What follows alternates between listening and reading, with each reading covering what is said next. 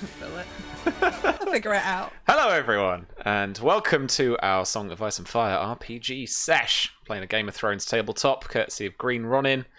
And this is our 4th season of the lovely After the Fire, where we follow the trials and tribulations of the House Greenmont in the southern reach on the Dornish border.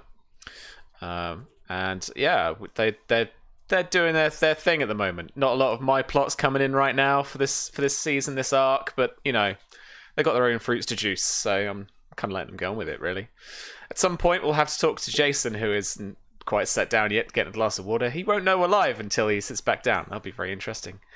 Very fun little conversation. I hope you're all having a fantastic Thursday. We are ready to play our session. Why don't I have a chat to the people who are assembled with me today? And I might go in the opposite order, which means that Jonathan Fyre is the first person I'd like to speak to. I'm going to let him unmute himself, and then we can speak. Hello, Don. Hello. How you doing? I'm good. I'm good. I'm really excited about today. I've really enjoyed this season so far. It has this totally different vibe than some of what we've been doing in the previous seasons, and we've all gotten to interact a lot, which is super cool. And I've had a good week. You know, it's been a wild ride, but you know, it's been nice outside. I've gotten a lot of work done that I feel good about. Like it's just a good week, and I'm very happy to be here. Good. You're settling down as well in your new house. Anything coming up? Any exciting things? Obviously, you've been settling in, so like, you know, we haven't played Dark Sun for a little while, and you've not been on stream much. Yeah, so a lot of the channels that I work with are on, like, they're sort of like summer hiatus, but Sure. I know at the end, in a couple of weeks, we'll be back on Fridays over at Encounter Roleplay for Eclipse. It's an Urban Shadows campaign. Nice. I play Octoman. He's a wannabe actor, stoner, surfer, possibly made up of the various body parts of gaslighting necromancer's 8 dead husbands. Possibly that might be a thing. Strong. I caught a bit of it, and I did not know that was the subtext, but cool. Yeah. He's friends with somebody who's very famous, and I'm hoping that when we come back I can introduce his famous friend, because he's been bragging a lot so far. And then with LFM Network, I'm the creative director for that now. I've got a whole season of shows that I've been setting up. And we start recording here next week, and we start going live the first week of September. Amazing. And that'll be fun. That'll be a whole new thing for me, so I'm excited about that too. Nice, awesome stuff, dude. Awesome stuff. I can't wait to start tonight as well. And Virginia is back with us again. Hey V, how you doing? How's your week been? I'm doing all right. My week has been mostly writing and then streaming and then being way too excited for this episode. And winding Susie up. There was a lot of winding Susie up. It's kind of standard though, really. Winding Susie up. Good. I'm prepared for my inevitable death after this episode. Fair enough. Yeah, but you've been online quite a bit. Like I've been checking out Susie's Sea of Thieves streams or stuff, but I've seen like you've been playing Witcher, you've been playing whatever that weird goblin game was on Monday. Yeah, some retro games. I kind of got into the retro kick after being reminded about the games that I love, so I may or may not have built a small emulator, and I'm now enjoying the games of my childhood, which I still suck at. It's because they're genuinely really hard, and like I have Adam's Family, which I had on the Amiga, and it was one of those games where you couldn't save, very arcade styly. I played that game probably well over 200 or 300 hours as a kid. I never even finished one level. And it's still difficult. I've actually got an original Amiga disc showing up next week so that I can stream it, so I can prove I own the game. But like, boy, I still suck at them, and it's great. But now I can save wherever I like, so... Yeah, there is that. Yeah. I may or may not have also been playing a lot of Pokemon Crystal, but I'm not going to admit to that. That's fair. I think I skipped Crystal, I think. I played Shield. I got Shield for Ash. We played that quite a bit. She obviously got a lot further than I did. My first one was Pokemon Pearl, but by that point there's like 400 freaking Pokemon. So there was no hope of completing a Pokedex. At least with this one, I might get close. There's only like 160 something. So fingers crossed. If it's not in the original 151, I'm not really interested, actually. Yeah. Original blue player. Cool. All right. Well, I'm looking forward to more retro games. I hope we see some more. Sweet. All right. Susie! Flicking her hair. Hello. You all right?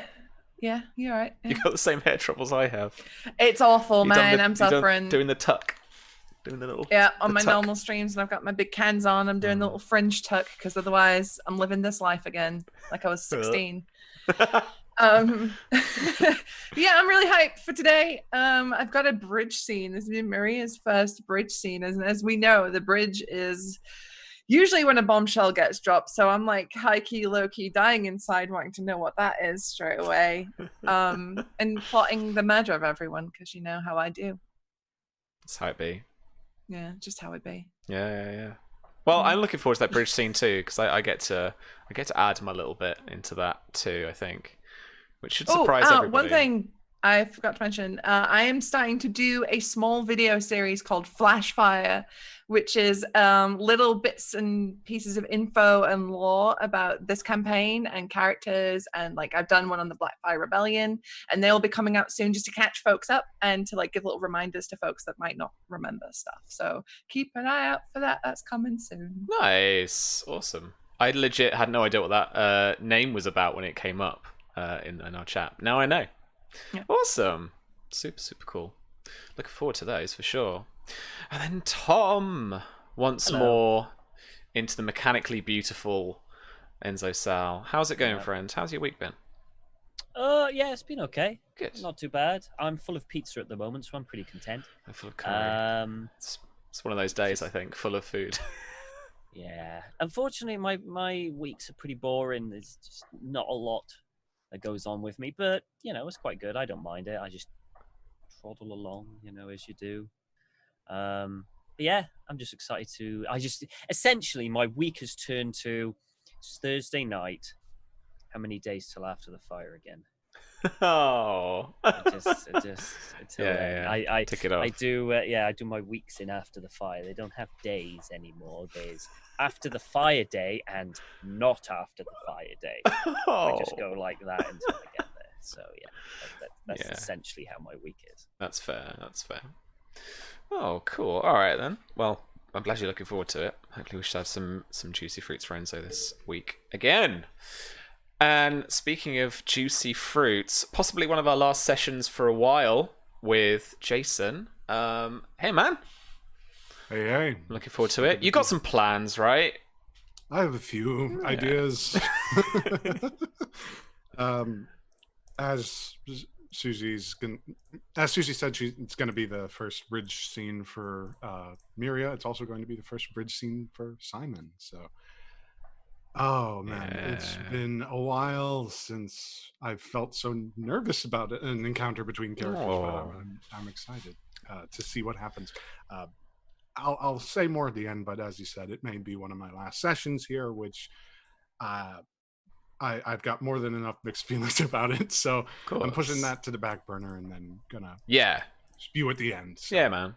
It's about the game. Cool. Yeah. All right. Well, with that in place, I think let's begin. I want to open up tonight's session with Samuel. You and Mara have had a bit of fun playing cards, getting drunk, and you are awoken. And I'll let you frame how we find Samuel, but I think you are awakened just by a kind of flutter of wood pigeons. As you hear some hunters like walk by your camp, basically catching hare or trying to shoot down a few game birds, just to gather food for the hospitality tent. But you wake up to that, and it's kind of strangely warm still in your tent from the kind of a bit of the afternoon warmth. But the sun has started to go down. You actually wake up, and it's even though your eyes have obviously adjusted to the darkness, it's not not so light out, and you can tell. Mara, we could say, is just also kind of just waking up, but just maybe still asleep for just a moment. But Samwell, we find how do we find the two of you? And have all the guests gone? I think it was just the two of us. Sure, yeah. And this is like Sam's not new to. I don't think he exists on a normal sleeping schedule. So he's not new to getting drunk around noon. Maybe taking a nap around 3 to 6. And then waking up late afternoon, early evening, and having another day. So with the sound of wood pigeons, I think Samuel would stir. He's sitting in the middle of the tent, his back propped up against a chest, and he's stripped off like his boots and some of his clothes. He's got I think he still has his red tunic on. It's probably pretty dirty by now, and simple brown pants. And he's dragged his greatsword over to him, and kind of he fell asleep with his head back against the box, and the greatsword just kind of loosely tucked against his chest. I think there's a crumpled up letter off in the side of the tent that he right before he fell asleep, he crumpled it up and he tossed it over to the side of the tent. And he's maybe a foot away from where he's tucked Mara into from. Oh yeah, I remember. Yeah, I think Mara's been in that that half asleep state where you're not quite aware that you're awake, but you're not really asleep. She's been like that, and it's she's woken up a little bit confused because suddenly there's all of this weight on top of her, which she comes to realize as she wakes up is all of these furs that Samwell has just piled on top of her, trying to make her comfortable in his drunken state. And he's sat right next to the cot, right? He's only a few feet from Mara. It's not a very big tent, is it? Yeah. And I think she just kind of is like you do after you wake up from a nap. She's really warm with all of these furs, and I think she just starts trying to push them off. And she's had a horrible nightmare that she's kind of just been coming out of. And I imagine that she kind of pulls these furs off of her, and it's just sits up on the bed and swings her legs over, and just has to take a minute as cold air is now rushing through. She hasn't got the furs on top of her, and is trying to remember what time and date it is, like you do after one of those drunken naps. And I think eventually she just ends up looking over at Samwell, who she realizes still sat on the floor, also just waking up. And he does that thing where he knows that he has things that he's going to need to do, and that he's been drinking pretty hard already. So I think he kind of stumbles and crawls a little bit across the tent to get a water skin of actual water. And so maybe his back is slightly turned towards Mara, and he sets down the sword on the ground, and you see him just turn this canteen up over his head and squeeze it, and he just keeps drinking until there's nothing left of that canteen. And then he starts to look around, and he'd probably catch Mara sitting up in the cot in the bed, looking over at him. I think she's kind of half sat with her head in her hands as she's remembering this nightmare, or trying to. And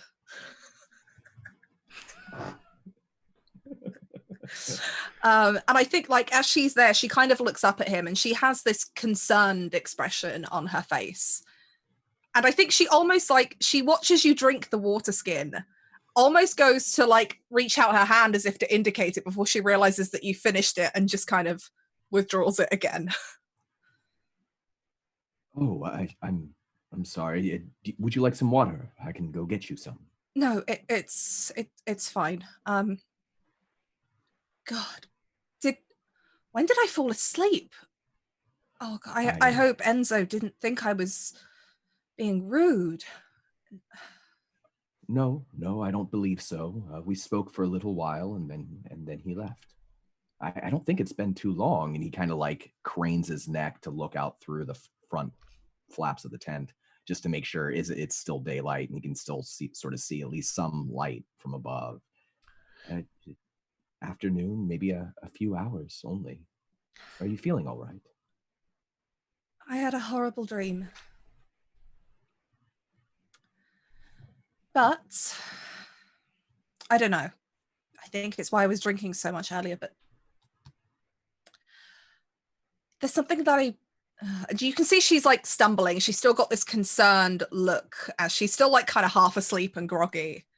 And I think she reaches over for something, just like a piece of cloth, maybe a piece of her own, like part of her cape that she discarded earlier, and kind of almost draws it over her a little bit as now she's cold again as it's getting to the afternoon, it's cooling down a little bit, and the temperature change. And I think she kind of she pulls it over the front of her and is like fiddling with it. I was thinking earlier while we were playing cards about what Myria said. She's right. You have to do something.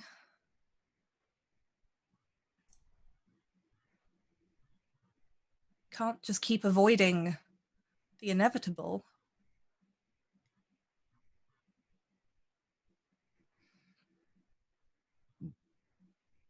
I think Samwell stands up as much as he's able to within the tent, being a tall boy. And he's probably, because it was pretty hot out before, he's probably like sweat through his tunic, and he goes over to the trunk and he opens it and he's like digging through various, and he's overpacked. He has way too many clothes. And he finds he finds like a sandy colored tunic that's a little lighter. And he starts to like pull his tunic off and change, but he looks back over his shoulder and he says, "Oh, Mara, we are here. We are doing something, right?" Yes, I suppose. I mean, assuming that we don't get thrown out of Fox Hollow as soon as we step foot in it later, if you still want to go. But you were right. Alistair, he doesn't own me, what you said. Lord John doesn't own me, and I think I proved that earlier. But half the reason I haven't gone to see him is that I don't really know what to do. Once I do, and I'm not sure I can go back to that. Do you remember the night on the boat after the attack? We got drunk. We talked about what things might look like. Tradition wasn't... The logic behind it wasn't so ridiculous all of the time. What it might be like if things hadn't turned out the way that they were.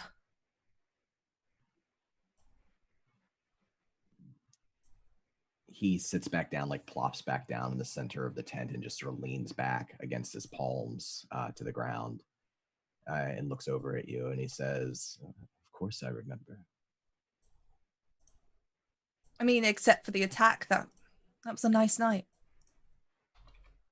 I thought even the attack was exciting. It's because you're a man with a sword.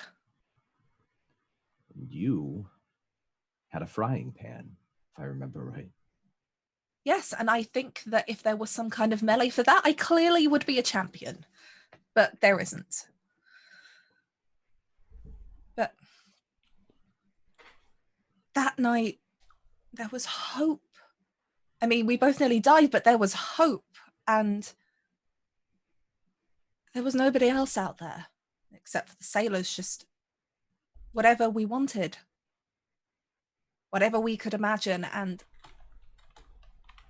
I didn't want to go back. And I don't think I can.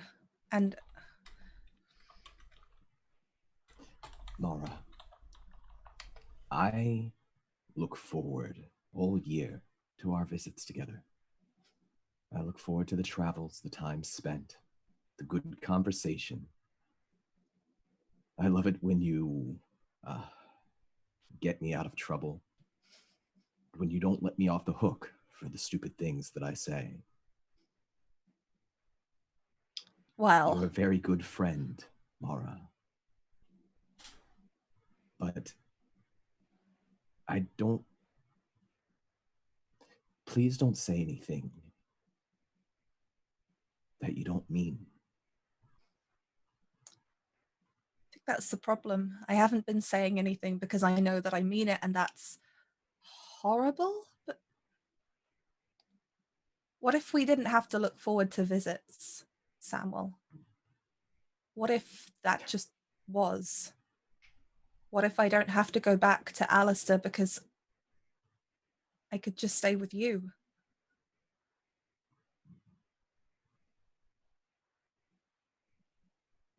And you think that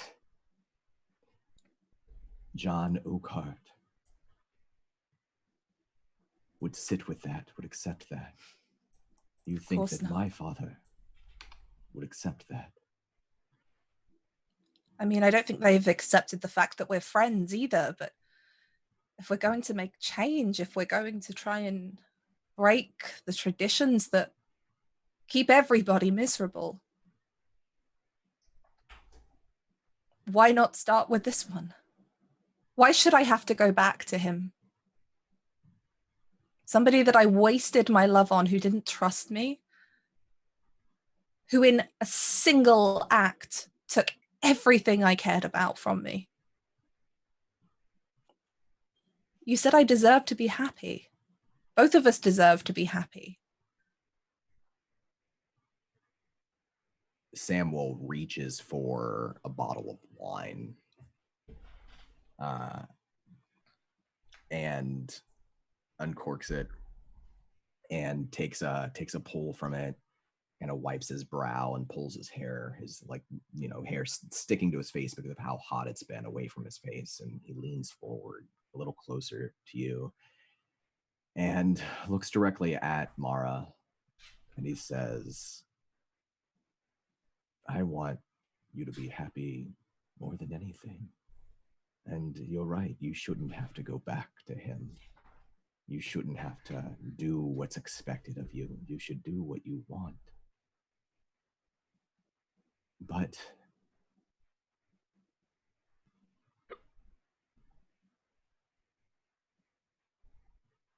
I don't want to be your escape.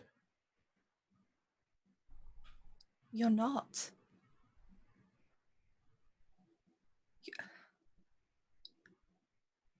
I could stay at Old Oak.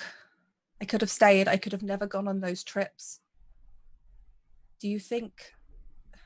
I understand what our friendship means for other people, the rumors, the whispering.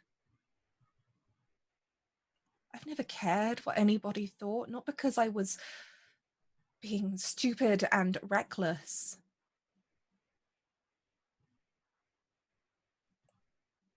But because there was some truth in those rumors, to some degree. There was that night with him, and I don't even know if you two even intended for me to show up back in those chambers. I've never known, and I've never cared to ask, but if I wanted an escape, I would never have got off that boat. I would have stayed wherever they were going, Volantis, one of the free cities. I could have stayed if I wanted escape. I could have gone. I could have just not come back. It's not like I didn't think about it. But I didn't. I came back with you. And think of what we could do together. If we consolidated power in that way, if we could find a way Think of what it would do to that tradition, that women are property of their husbands, that they have no power and no choice. Think of the house that could be built.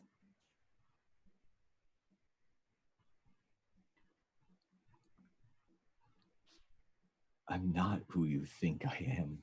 I'm not as strong as you think I am. I've done terrible things you haven't.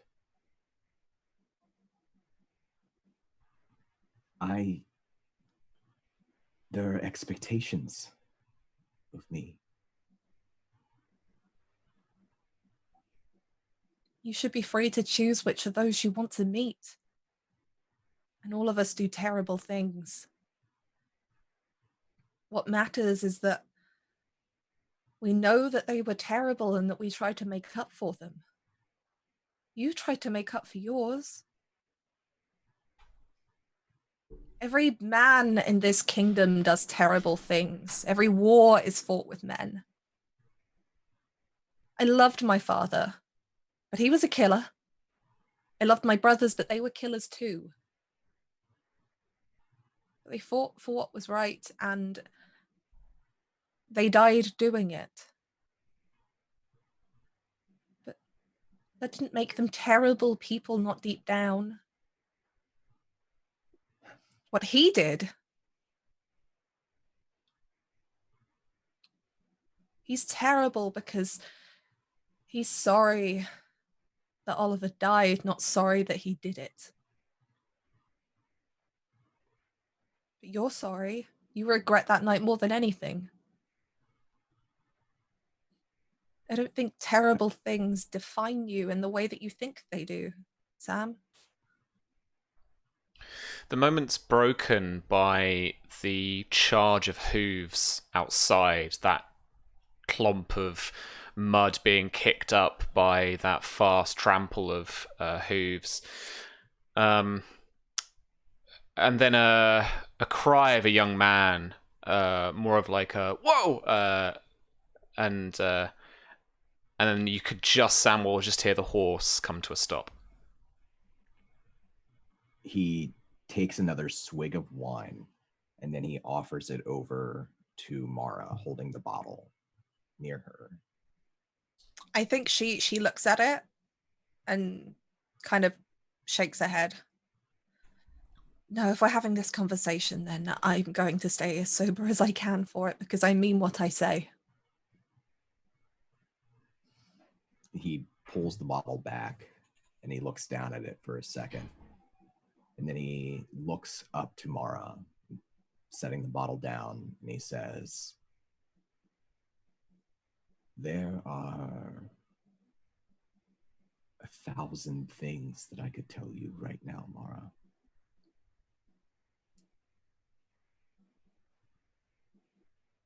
If you mean what you say,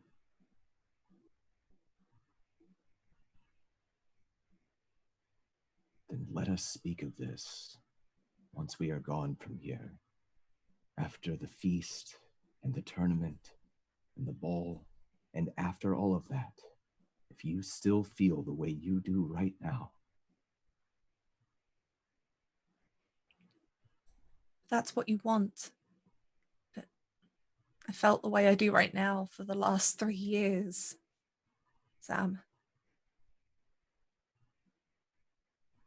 I know my own mind and I choose my words carefully, and right now I don't know which ones to use to make you understand that. And you can see she's shaking. She's clearly been nervous about everything she has just said. He stands up, or hunches up, and comes over and sits next to Mara on the cot. He kind of cranes his head just for a moment to peek out through the tent to see if like there's somebody like coming, there's somebody approaching. The slither of red autumn sunset light that's coming through the tent is obscured just for a second as you can slowly hear the clump, clump, clump, clump of a horse walking back along the track. He moves to put his right hand over top of one of Mara's hands. And if she allows, then would just kind of give it a gentle squeeze. She lets him. He looks down to her and he says, I believe you. But we have to be smart about this. Mara, we have to.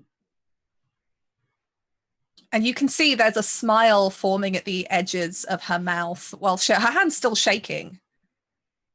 Are you saying yes to this, Sam? Because I didn't plan to be reckless about it. There are ways, and it will take work, but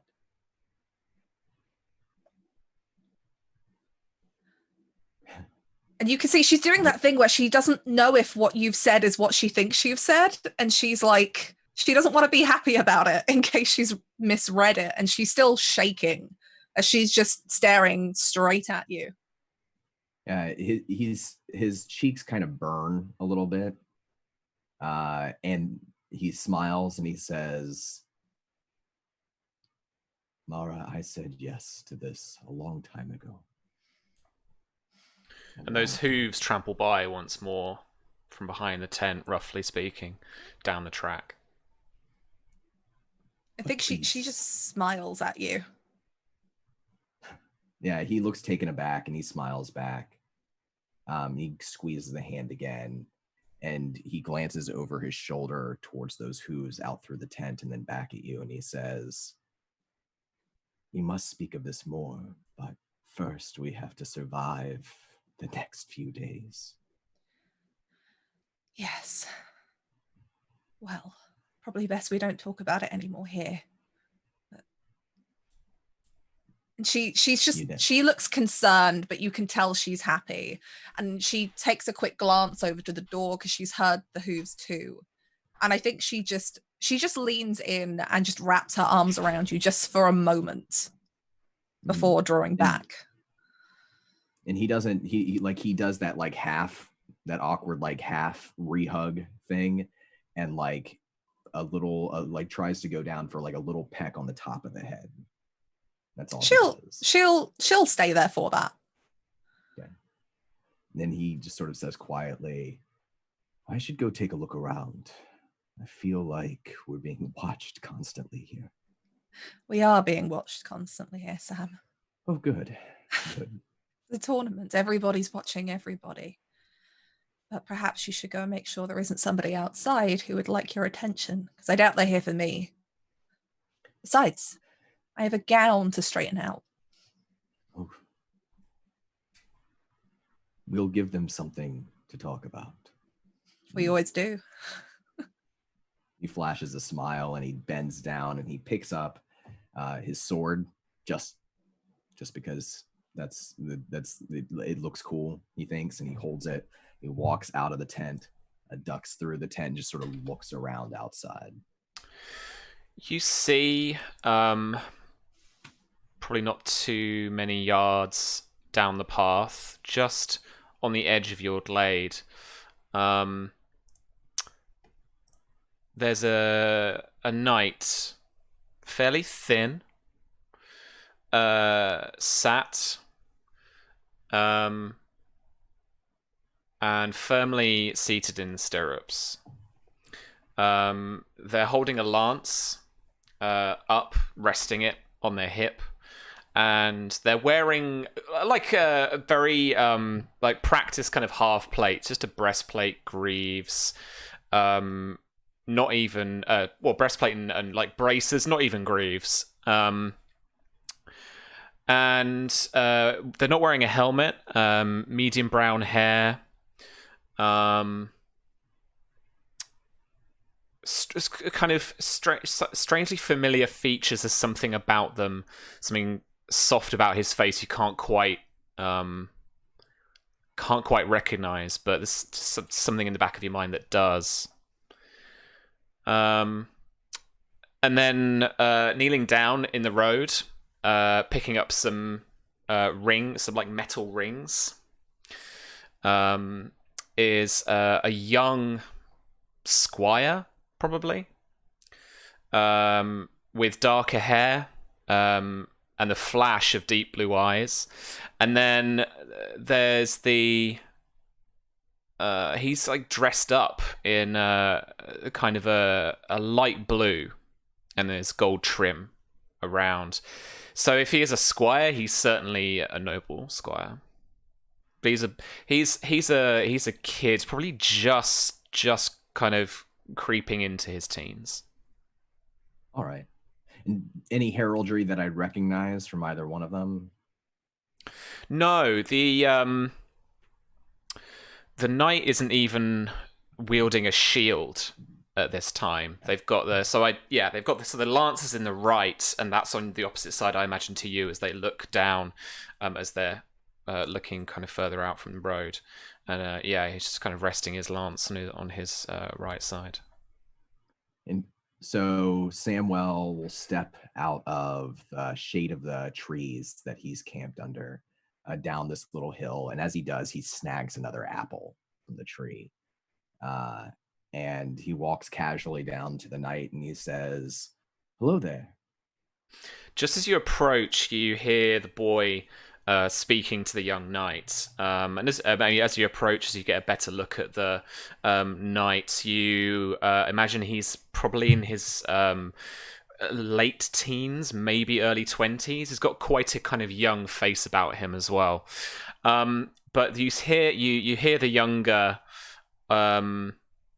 of the two men. So the boy, the squire, asking, "But is your back still okay? You don't want you overstretching it for tomorrow." And the knight's saying, No, it's fine. Look, it's fine." And he's getting a little annoyed at that. "Well, I want to go again. Let's go again." And then you approach and you say hello. So he turns. I'm sorry to disturb you, sir. We were just we wanted to get a bit out of the way, get a bit of practice in.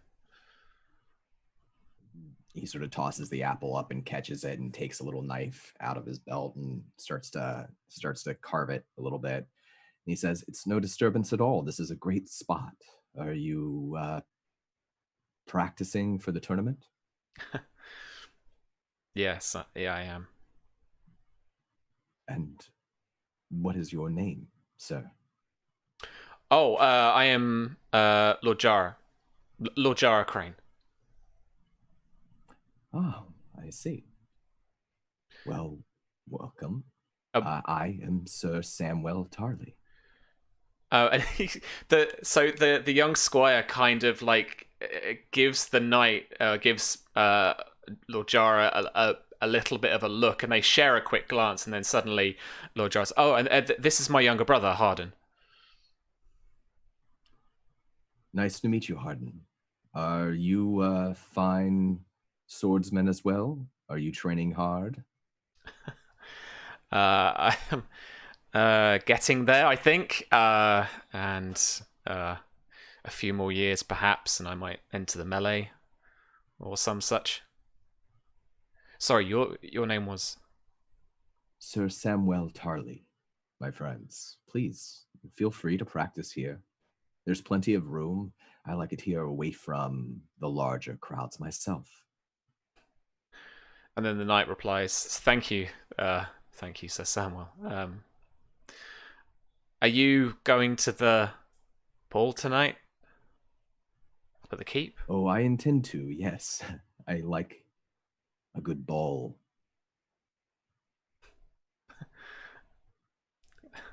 "I honestly wish we could practice some more, and perhaps," and he looks about himself a little bit, "perhaps stay a little bit more out of the way. I might stay a bit more focused. I've never particularly been one for parties or getting drunk or anything like that." "Oh, no? You don't enjoy balls, dancing?" I prefer smaller groups, closer friends, that kind of thing. "Of course. Would you care to spar with me, sir?" And you see Harden's expression change to one of concern, and he looks up at his older brother. And he's, I think we should. And then Lord Jara just cuts him straight off. And he's like, absolutely, sir. I don't have a practice sword with me or anything.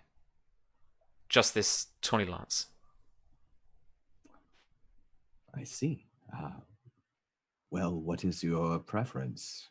What sort of blade do you use? The long blade. Of course. Well, I'm sure that I can gather us a couple of practice swords if you'd like to practice a little bit. Of course. And presumably you go about just grabbing some either from maybe your tent, probably. And I would bring them some water too, Mm-hmm. right? I think he would, going back to the tent, he would just tell Mara, I'm going to practice with Sir Jorah Crane, I believe his name was. Oh. And I think Mara hears the name Crane, and there's a bit in the back of her mind that's just like, interesting. Because the last time she dealt with the Cranes, it wasn't particularly pleasant for her. There was a lot of scheming with Marzia going on at the time. Of course, but do try not to get yourself too bloody and bruised. There is a ball tonight. Oh, I think it'll be fine. He has a bad back. I'll take it easy on him. I'm sure you will. She gives you the look that says, I'm not convinced. And I think it's he gives you that smile that says that like nothing bad can ever happen to me. That's his smile. I think at some point during this, she's obviously been like, pulling out the gown from last night. And I think she's come across that the paper that you'd been writing on. And she hasn't read it. I think she just picks it up and says, is this yours? I found it over there in the corner when I was looking for... Oh, perhaps it's, I don't remember. I suppose I could have written it while I was drinking. Should I... She starts to like unravel it. It's not finished, so I wouldn't.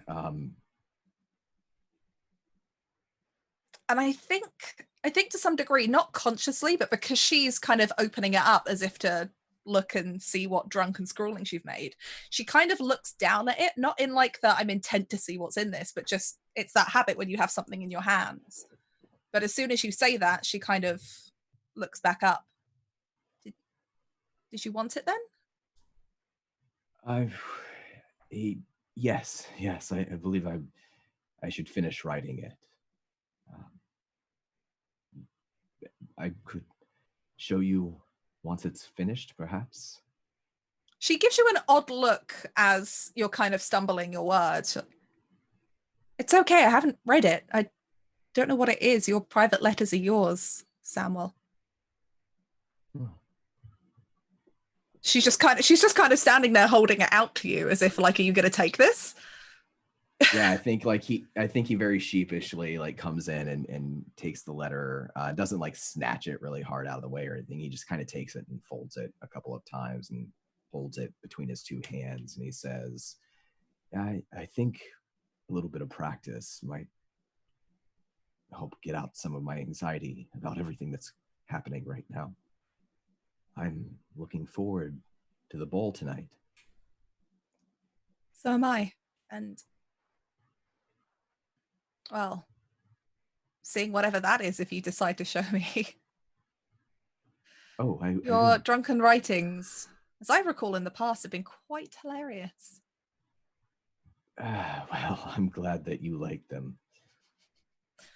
It's hard not to. I was also drunk, Sam. Go on then, go and practice. By the time you come back, I'll probably have myself dressed. I'm sure there is someone around here that can lace it up for me. As Mara has the moment realizing that she has no handmaids here.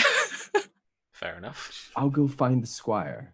I think she just looks at him stunned as she walks out. It's like, I am not having Gregor lace up my dress. She just shouts after him as he like leaves.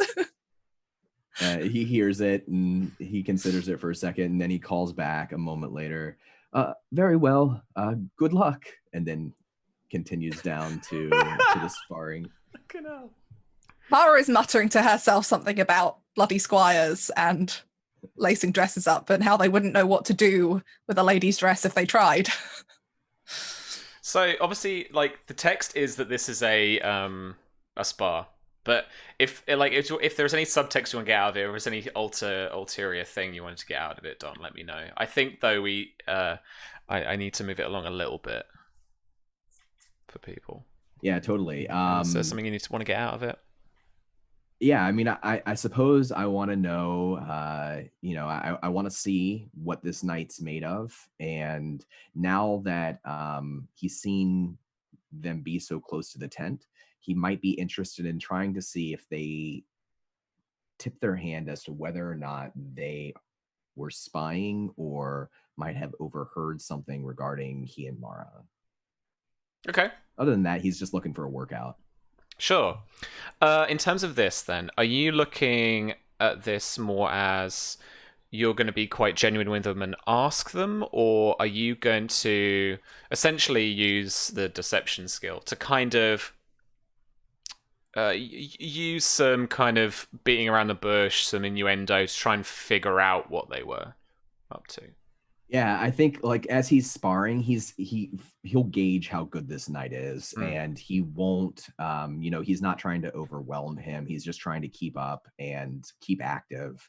This is him working off his drinking, and the conversation is probably full of smiles, full of jokes, especially jokes that maybe punch at some of the snootier knights that are camped together down amongst the rest of the people. And he's just trying to use like good humor and mirth to get them to maybe open up a little bit. Sure. And see if they might spill something. Sure. All right. Well, I think this is charm, really. And it's up to you whether you want this to be something where you're actually trying to garner a friendship, or whether you're actually just trying to get info. If you are, then I think deception's probably more appropriate, but up to you.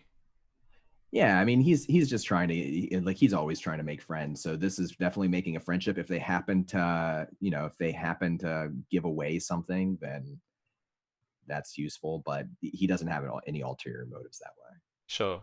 And now that Mara has mentioned the crane, not necessarily the connection, but mentioned the cranes again, I think probably to Samuel, he figures out where that softer face, that softer expression, and kind of jawline and stuff comes from, and it's like a Marcia trait, like that. Now you can see the familial connection.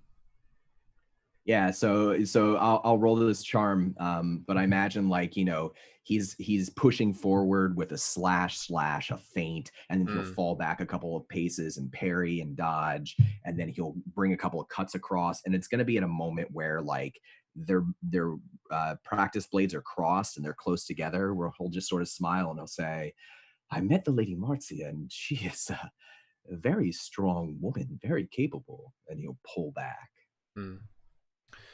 Yeah, it's my sister who's hosting this ball, and she has always been a very strong person, I guess. And you can see he's been so focused on the fight.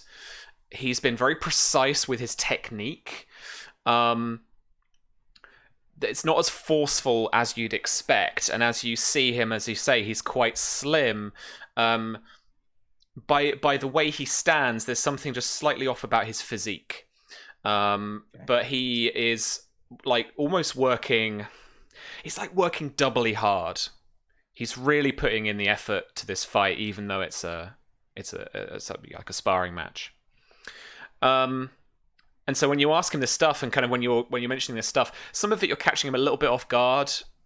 Socially, he's just yeah, sure, because he's been so focused, and it is also proves at times to be a moment of distraction, and you can bring in another cut to the side, and it glances off a bit of the breastplate, or it glances off a bit of the a vest and a vest. Cool. So he's he skirts around that a bit. Yeah, so he just wanted to see, and he continues to crack jokes and continues to spar. He avoids striking at the back. He avoids striking at the legs. Yeah. If this if this knight has a disfigurement or has something going on, an injury, he doesn't want to exacerbate that. And he would continue that until the other man was tired, probably. But here's a charm roll Wow, nice. with 2 crits. Wow.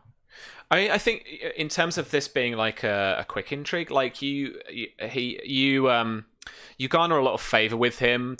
He responds very well to the jokes. There's even a couple of times where the spar just has to stop because him in particular, but the both of you are kind of laughing too much, basically. So yeah, I mean, you certainly garner a friendship with him.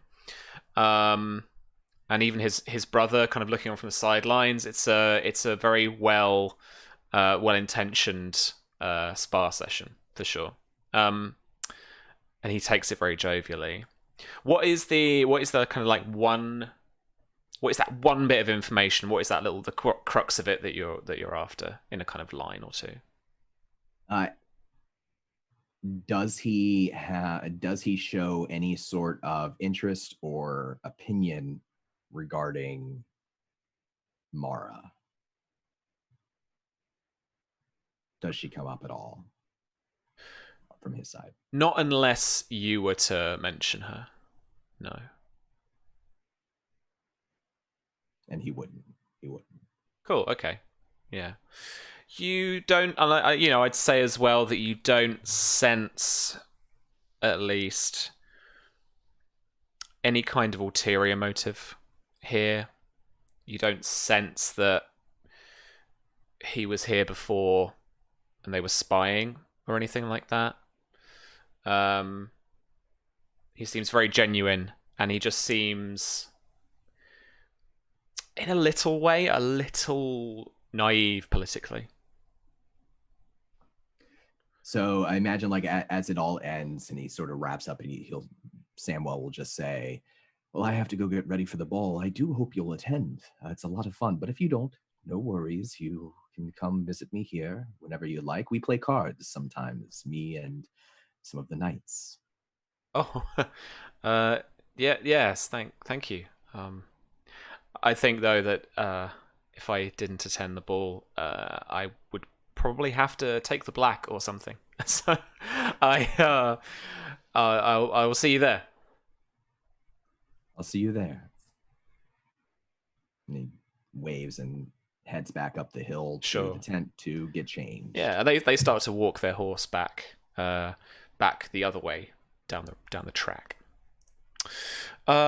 Let's head over now to Myria, where I think it's nice that we set up a kind of almost a kind of juxtaposed tent scene, where Ellery is setting about his arms and armor. He's getting everything like quite neatly set up, where and this is down in the champions area, so you can hear the faint laughs and hubbub from the hospital, like from the beer tent, and like from the kind of market area that they've still got, where the smiths are still trading. Even kind of they're just going to stay open, and it's more the small folk that you can hear, and then occasionally you hear one or two of the highborn folk walking past, starting to head up to the keep, Fox Hollow. But Ellery is like, in like medieval sports heaven. He's got like racks of stuff. It's a big old kind of bell tent style thing. His armor's all set up on a stand. He's probably already dressed for tonight, I reckon. How do we find Myria? So Myria is still not ready because she's in a dress that you don't travel in, right? She's going to get dressed at the keep and then turn up to the party because that's no. So she's not ready just yet, but she has in her hands a small sort of leather braid cord that she's made. And she comes up to him while he's sort of admiring his gear, and she says, "I've brought you a gift." Oh, thank you. It's for your gauntlet. And he takes it, and it's like was it done like a little bracelet? Yeah, it's like a little bracelet thing. Yeah. I'm not usually one for suspicion, but I've been told that this helps a knight's aim be true. Thank you. I'm sure it will be. I'll try. I know. And she's clearly got something on her mind because she's like looking at the armor and like she picks up the gauntlet, she puts it on, you know, not on her hand, but puts the braid on, and she's like looking at it back and forth. I want to tell you something, Hilary. Don't look so panicked. It's nothing. Well, you might be panicked. Right. I'm going to enter the tourney.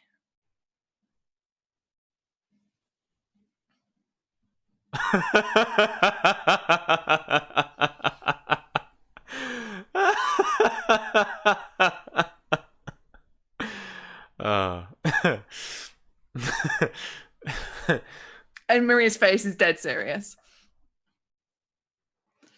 No. Yes. No, you're joking. No, I'm not.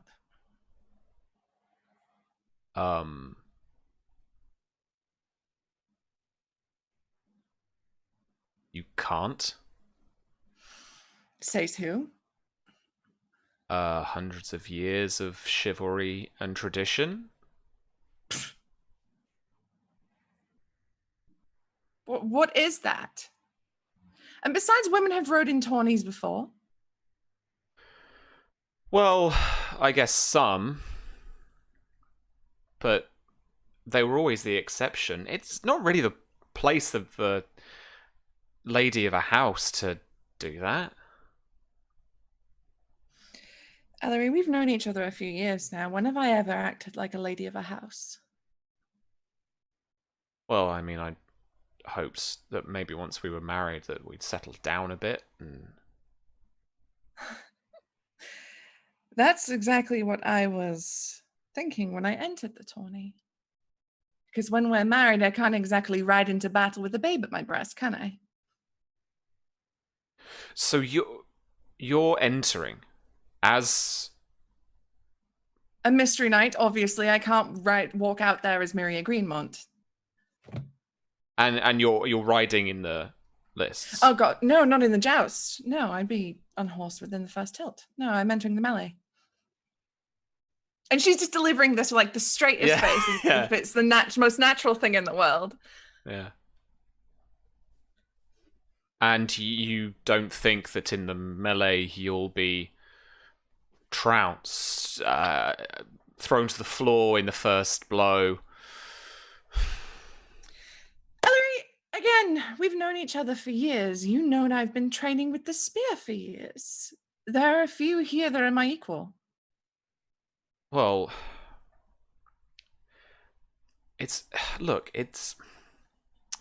and you can see he's kind of processing and he's self-editing in that sense of like, what should I be saying? And then he says, it's not that I do not think you are capable.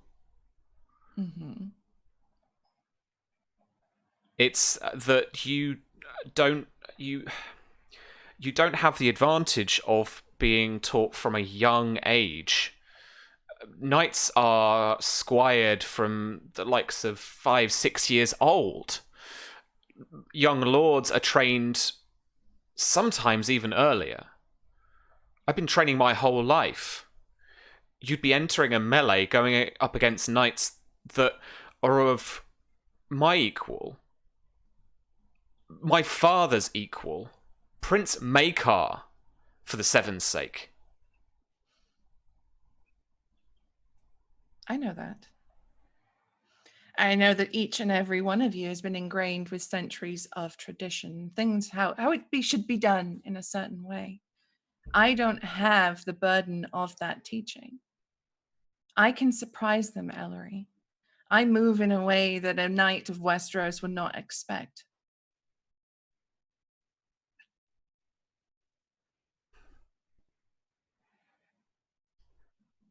What if I refused? If you refused. Yes. Ellery, we may be hopefully getting betrothed, but you don't own me. And I hope that it is clear that even if we were married, you would not own me. I have no intention, and you know this, of being a quiet, docile wife.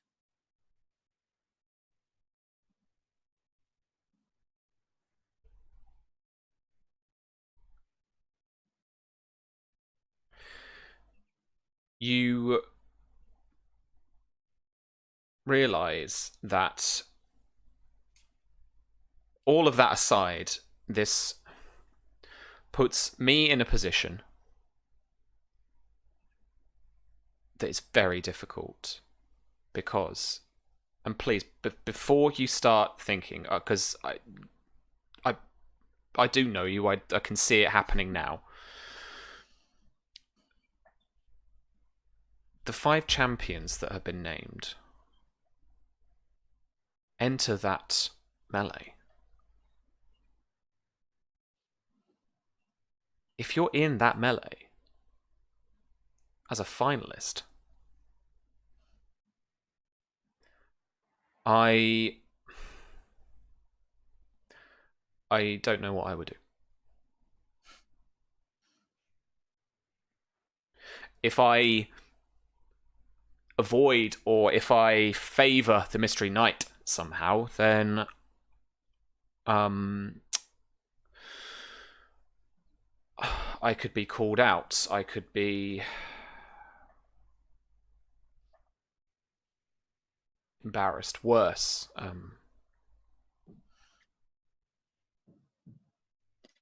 She steps forward towards him and she takes his hands. Ellery, once I'm in that armor and I'm on that field, I want you to treat me like any other knight. Can you do that? I don't know. I would like a role here, I think. Mm-hmm. We would just role play. I'm keen for player characters to just role play these things out, but these are my NPCs, so I'm willing for him to be like, and this I imagine as well can be, you know, quite a bit of discussion and quite a bit of trying to get him on side and figuring it out with him as well. Okay, so I'm going to do this as a persuasion. Yeah, this is. I'm going to take this. Yeah, I'm going to take this against just passive will because I think it's a quick one. I think. 15. Okay. Ooh. What is the one thing that you say that then lands and then just changes his mind? Just that last little bit.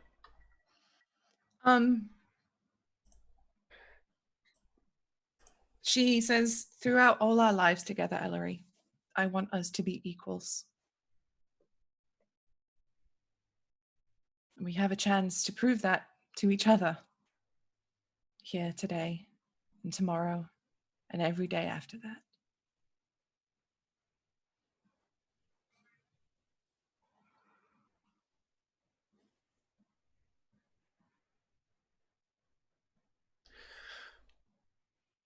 And he's very quiet, but he nods. And the two of you start heading up to the keep. The ride up to the keep is still fairly short. You haven't travelled too far to get to the Tawny Grounds. But it is only a walk for the horses. It's not very easily passable.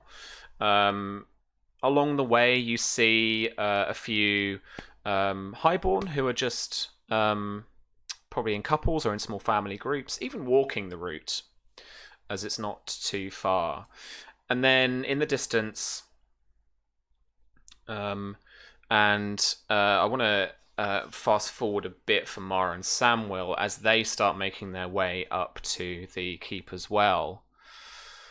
For Mara, I think more than Samwell, there's a surprise at the top of the mountain, as before you even start cresting the ridge just before Fox Hollow Hamlet itself, you wouldn't normally see the keep from this vantage point. But from here stands, just on the left-hand side of where you know the keep to be, a tall drum tower, white bricked, with these red tiling in the kind of modern fashion of the curved up tower roof that you see, that's very popular from the Highgarden towers on the very outer edges of their walls, as they were the most modern to be built. You see another few towers from where the keep would be standing, even from this vantage point. And as you begin to get closer, you see a mix of white towers and a much taller keep than was here before. And indeed, a castle now stands here, nestled in between the two ridges that were kind of hugging the hall of Fox Hollow beforehand. The hall has been built out upon, both upwards and out as well. And there is really no point now where there are any kind of gaps between these mountains and this castle. Fox Hollow Castle now stands and almost forms out of this red rock. And that red rock is used for the main kind of body of the castle, main keep, and the square parts and the crenellations of the walls. And then it's just picked out with white along the window frames. And then white brick and white stone has been used on the second story and for the towers around it. And it's a much more impressive sight than the hall that once stood here 5 years ago.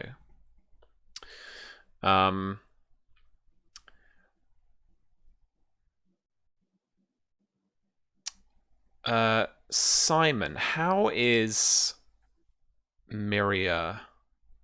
How are you? You got the message to her via a letter, right?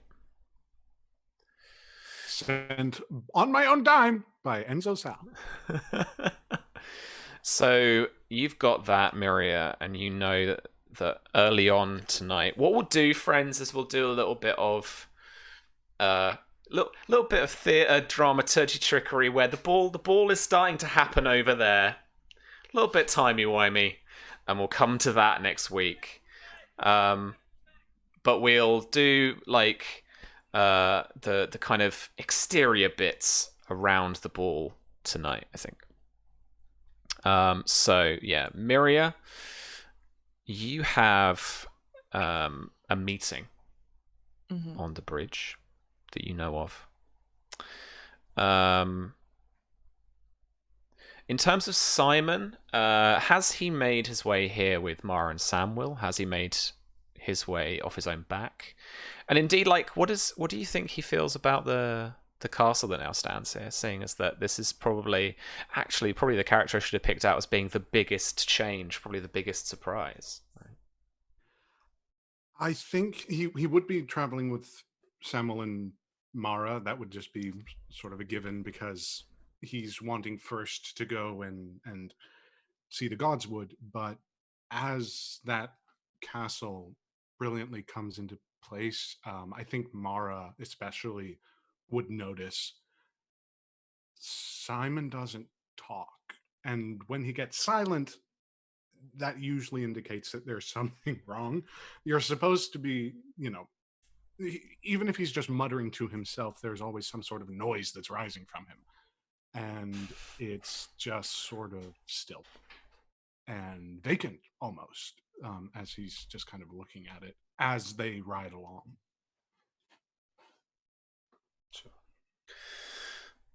once you come to the top, there are already a number of guests here, all highborn lords and ladies.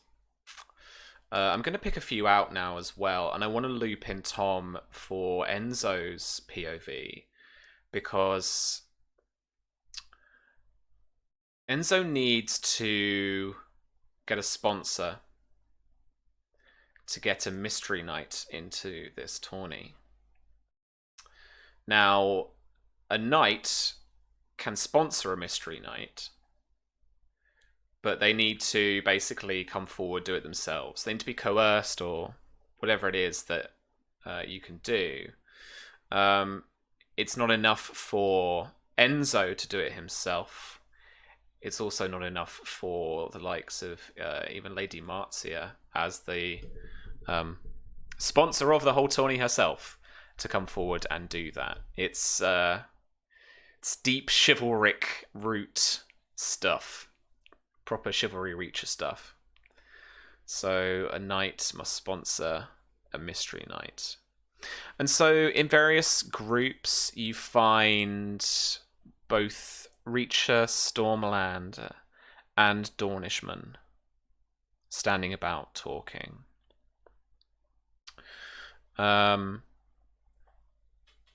Obviously in one group, please don't make me do a Greg impression, there is Prince Maekar and Entourage, who are here already and will obviously be present at the ball.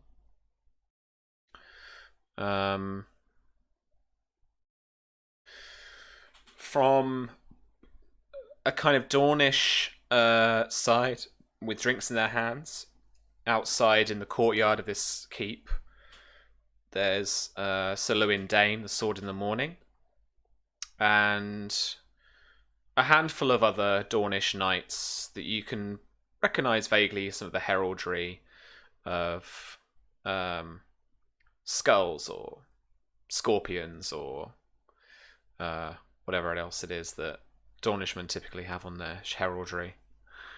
And Sir Lewin is quite reserved and is listening to some of his fellow knights. So there's a little Dornish crowd there. Lord Leo Tyrell, Lord Paramount of the Reach, is courted by a handful of other knights. Some hedge knights who are here as well, who have been probably trying to suck up to him at this time. You see again Lord Jourdain with the golden quill on his green checky tabard.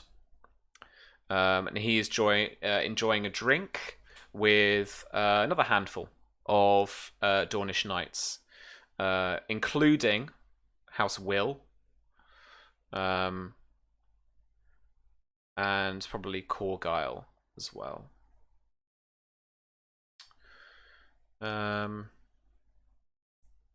then Lord Pierce is here as well, a renowned singer and harper, and he's a skilled tourney knight too from House Karen, and he is here enjoying the company of a few hedge knights of the Stormlands, and he's starting to mingle about as well with some of the Reacher knights too. They're starting to approach Lord Leo. Simon, it is Lord Hightower in his grey overcoat with his tower heraldry emblazoned on the two lapels on the side, who is speaking to a young lady in a beautiful white dress, complete with golden netting around the neck and around the cuffs and the trim as well, and the jewel encrusted back of the dress in a Reacher style, more like a bolero, is the gold tree of House Rowan. And it is Lord Hightower and Lady Rowan that are speaking together as you pass by.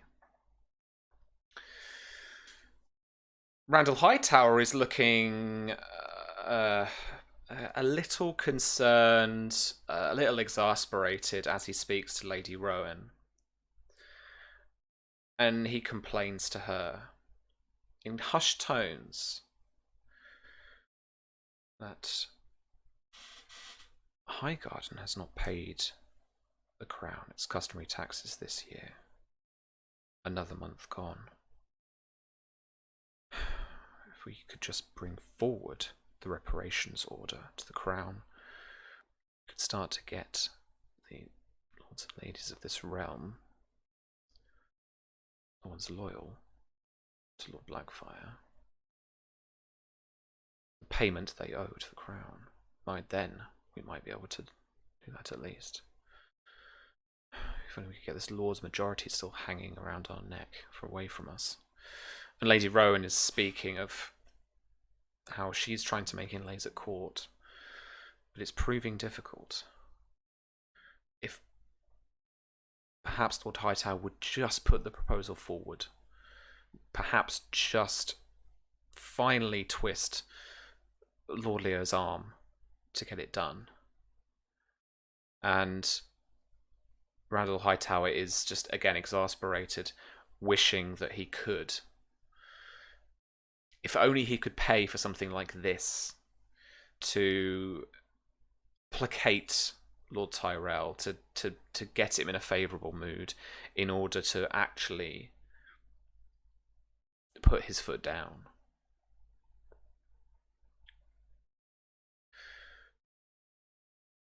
But is that the coffers are starting to run dry, and that the money he thinks he forecasted is apparently not owed.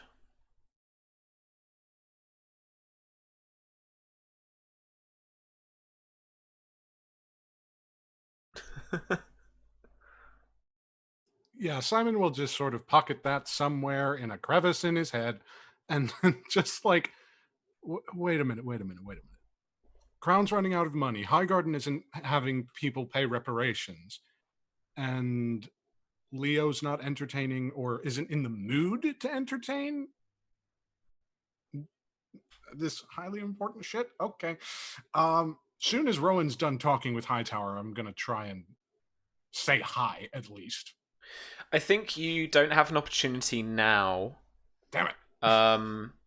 Unless I think the cost would be that, Lord Hightower would not necessarily know you, but see you. That's not good. So I'm going to instead I know what I'll be doing at the bridge. Okay. Cool. Okay. Enzo. Of these lords, ladies, and knights assembled, is there anyone in particular that you think caught your eye you would want to approach and try and gain sponsorship from? Possibly someone that he has already knows. Quite, I don't want to say a lowly knight, but he wants to do it quite subtly. He doesn't want someone big and lavish to do the sponsor. He essentially just wants a lowly knight. A hedge knight is a last case scenario. Just give him a few coins and he'll do it. But I'd want someone legit to really. Any suggestions on who could be kind of like that level? Oof. May have gone in Highgarden because, court where Enzo's been occasionally. Yeah, why don't you make me a streetwise check? Streetwise, yeah. Oh dear. I think this is going to be I think this is going to be a 12 as you just for like only maybe an hour or so just kind of mingle your way around trying to find that perfect person. Yeah. I rolled a 7. So no.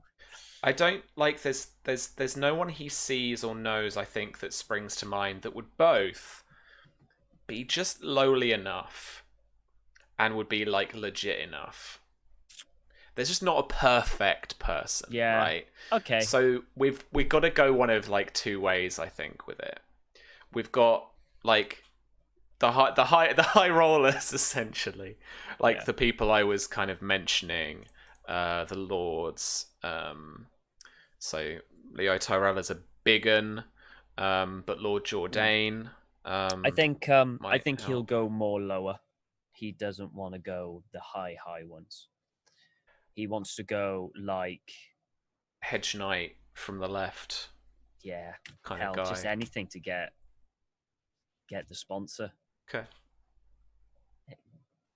As long as they get in there, what does it matter?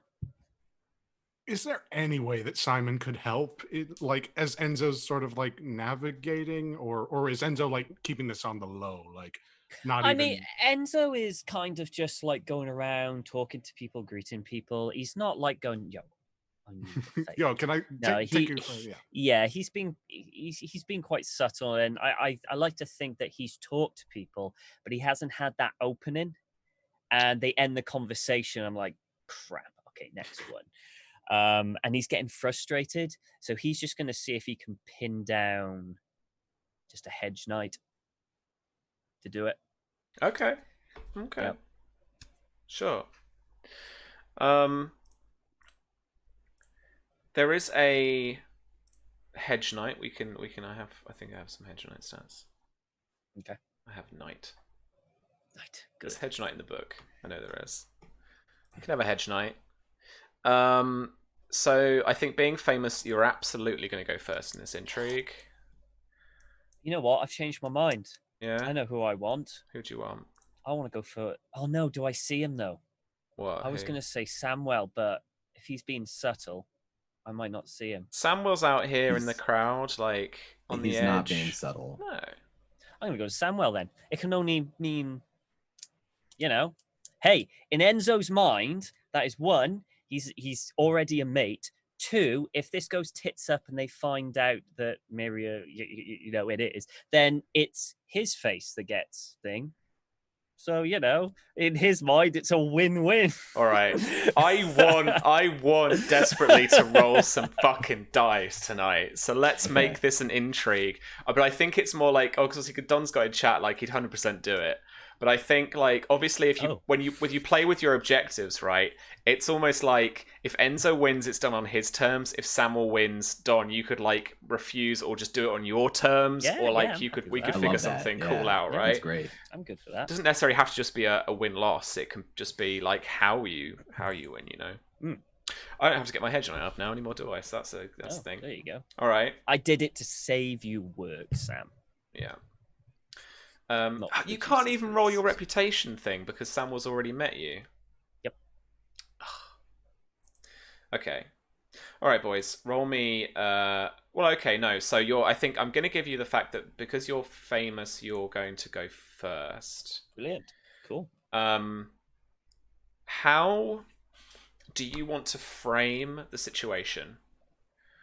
I tell you what. So you pick one thing about the scene you get to like frame. Don, pick one thing you get to frame about the scene, and we'll figure out what environmental qualities you can get out of them. Okay. I would like to. I would approach him when he's just ran out of wine, and I will have wine with me, and hopefully like a lone kind of area. But that's the point where I'm gonna go in. Well, did you know?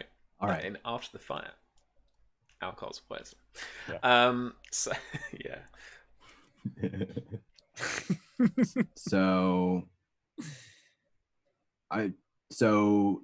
Sam will have just sent off. I'll describe his ball costume in a moment. All right. But Sam will have just sent his squire to go get wine. I think he gets there with Lady Mara, like they're together with Simon. And there's all these lords gathering. They're still outside of the ball. and maybe they're not like, maybe they're still sort of hanging back. They've not really made their way forward to where they're going. And Sam needs liquid courage, so he goes to send his squire all the way back to his tent because he forgot all of the wine back there, all of his personal wine. He says, "Don't worry, I'll wait here." And Gregor just moans like all the way down the little hill. Like, can I be lucky all the enough way back there to say that the wine I got was Arbor Red? Yeah. Sweet.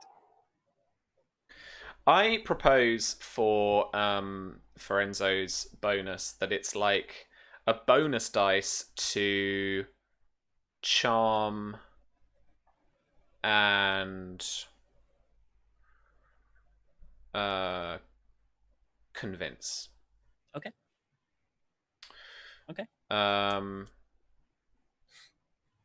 I think because Samuel's got Mara and Simon there.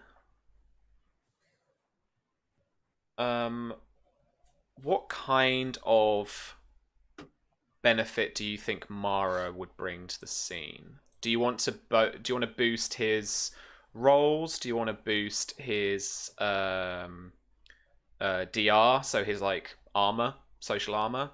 Do you want to boost his intrigue defense a little bit by just being there to kind of brunt off some of the social attacks? Or yeah, maybe I would argue that maybe I would argue that I don't know. Maybe it's his bonus die for like one thing. Like maybe he's better at Shield of Reputation or something. You know what I mean? Like something that would make sense with other people helping. Or there's an assist thing too. Yeah. And we could do that, V, if you want. It could just be that you lend Don your persuasion rank halved to his persuasion and deception tests. I think that makes sense, because I get the idea that like at the minute the two of them together are much better at dealing with people, because it's awkward trying to deal with people alone because of their friendship almost. So I like to think that they, like back at when Lord Oakhart showed up, they kind of have each other's backs in social encounters. They're a tag team. All right, nice. Get on it, Susie. So so it's half my half my persuasion rank. Yeah. So that's going to be half my persuasion will be 2. Okay. We always add it to the rolls. I'm willing to also offer you, instead of that, +1 composure damage per degree. Oh yeah. So you get more damage, or you get a higher attack roll, because it's probably going to be by 2, right? I'll take the tag team because I feel like that's makes more sense story wise for them. Sure. Even if he ends up doing most of the talking this time, just her being there is helpful. Jason, do you want someone to take any part in this? Ooh, that's a good question, because I think he's more curious as to what Enzo has to say, but I think as sort of a passive thing, he could provide like I guess like 1 DR, just sort of like cautioning Samuel to like maybe consider what exactly is going on here, and like a sort of constant reminder of, hey, this is what I warned you about. There's some intrigue shit happening here. Sure. Be careful. I'll take that. And guys, please chip in with some role play, and we'll remind us to, because that reminds us to put those things in place. So I'll give Samuel that DR when you do that in those rounds. Absolutely. Not necessarily all the time, but I think that's good. All right, Enzo, the first thing. Now it's so guys, both of you pick your technique that you want to use this round, and then our next bit is roleplay. So we have the exchange, and then we roll the actions. Yeah. Okay. All right. I don't have to say what my technique. Do I have to say what my No, technique is? no, do not say that. Do not say what your disposition is to each other unless we figure that Sorry, out. I'm very new to Intrigue. No, that's absolutely cool. So, we skipped a few steps too. So obviously you've got your objective. We kind of know that on the meta level. You're trying to convince him to sponsor your Mystery Night. Your disposition describes how you view the other character. So if you're, so you've got their affectionate, friendly, indifferent, unfriendly, malicious. So pick one of those for Samwell, for yourself. Yep. And at the start of every round, you may improve or worsen your disposition by 1 step, unless they did damage to you. Of course, yeah. Initiative, you're going first because you are the famous person. And then pick your technique. Bear in mind that the different techniques have different consequences of defeat, and that will be applied. So if you want to, you've got to figure out your like killing blow.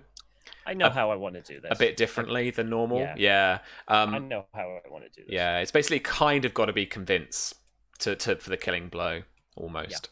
Yeah. Unless you want to go about it a different way with bargain or with intimidate or something. It's up to you.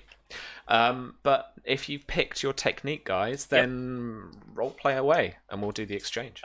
So Enzo's gonna see him after he's been kind of like, before they've arrived, I imagine he's been trying to search the room and it's come up empty. Either, you know, like it just the right moment didn't come up, or they didn't know him enough, or maybe it was too risky to do it. And he picks up he sees the 3 of them enter, and he notices no wine. Oh.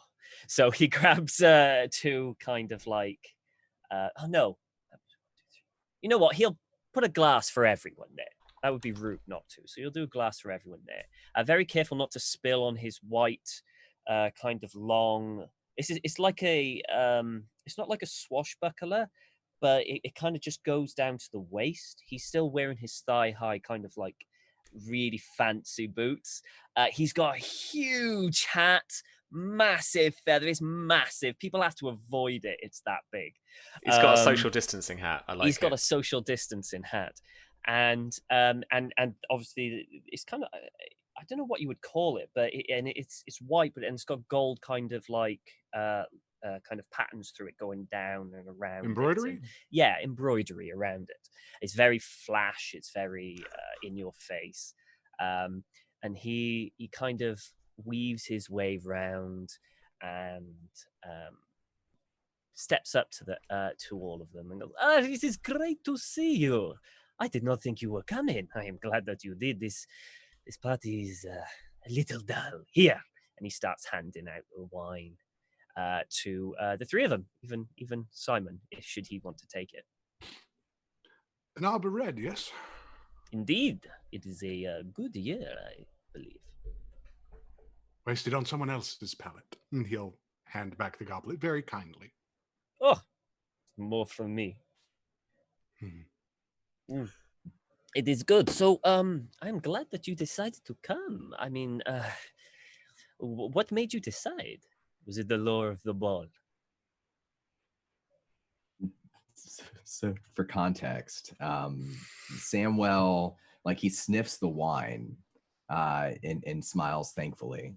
Sam is wearing slim black pants and black dress travel shoes that have been meticulously polished.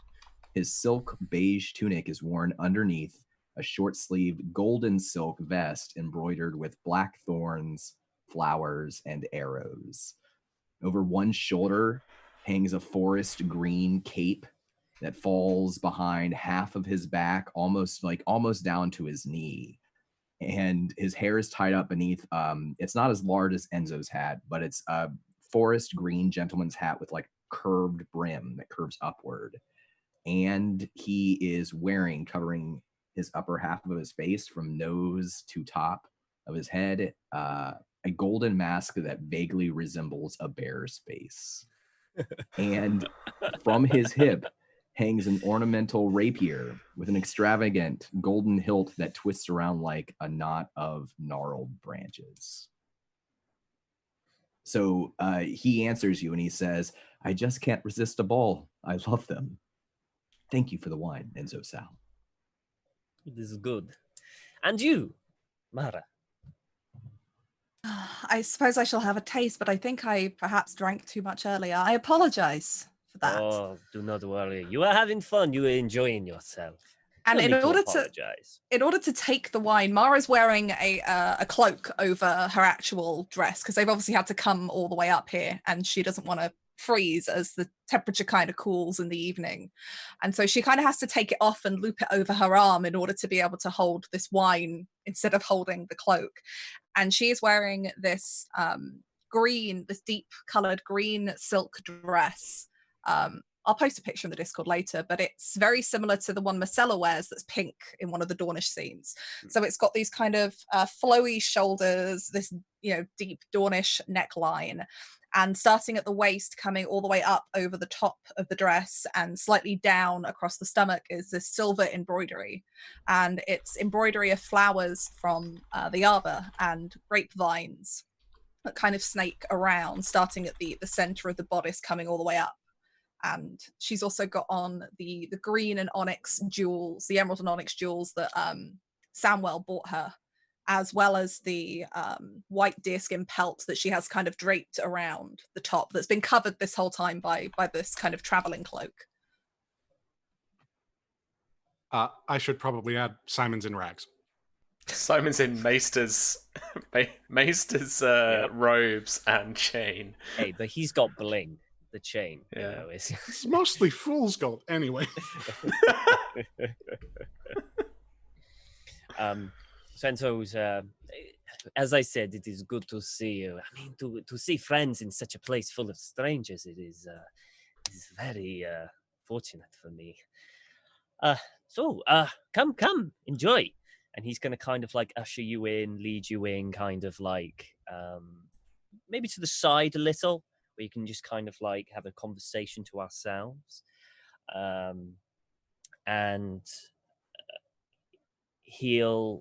I have not seen Marzia or Myria tonight, but I would ask that you keep as low profile as you can, for obvious reasons. I do not wish to see any unpleasantries or any of you to be embarrassed or anything like that. Tonight is a night for fun. Thank you, Enzo. I hope it will be fun for all, and I have no intention on causing a scene. I know you won't. And he'll give him a tap on the shoulder. Like just a friendly tap. Actually, Sam, there was something I wish to ask you. I am new to this whole Tony thing. I have seen a few, but from the outside.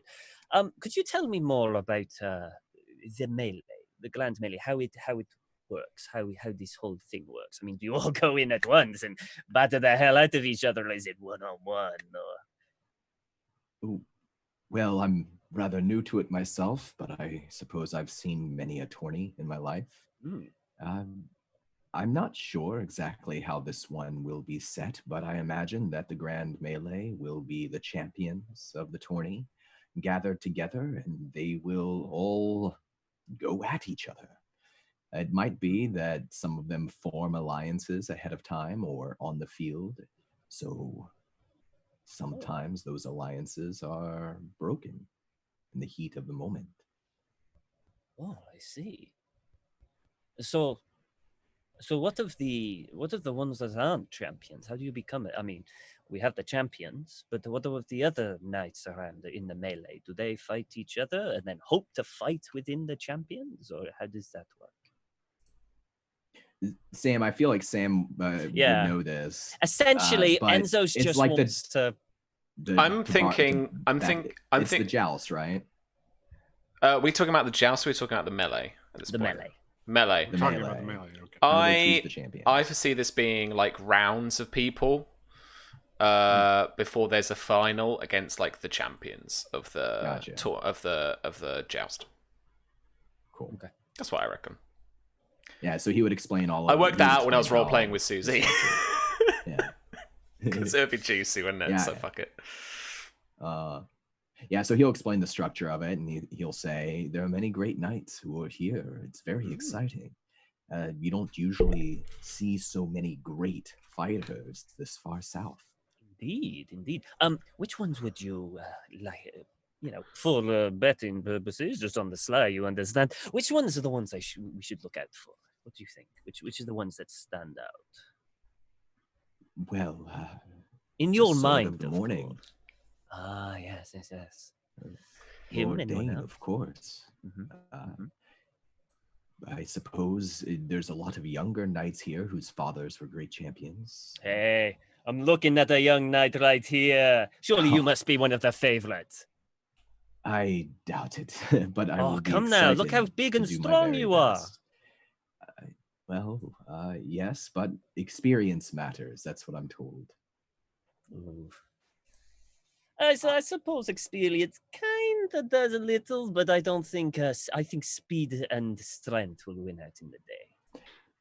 Do you intend to bet on the knight? Are you hoping me to give you information that you can profit off of? And so, Well, that's what friends do they not?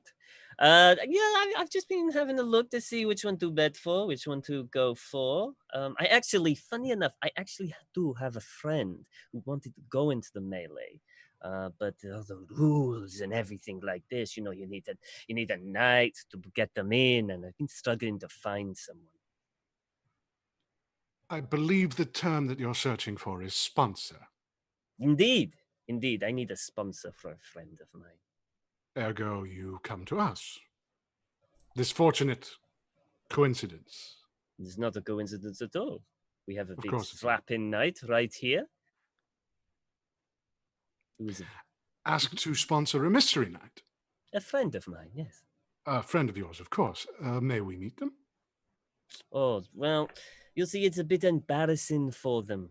They don't want to be seen, you see. My dear friend, please know that a friend of yours is a friend of ours. Indeed, of course. But I must respect their wishes of not wanting to meet people. Again, it's a bit embarrassing for them. A mystery knight who is embarrassed by the possibility of even being seen, No, yet sends... misunderstand.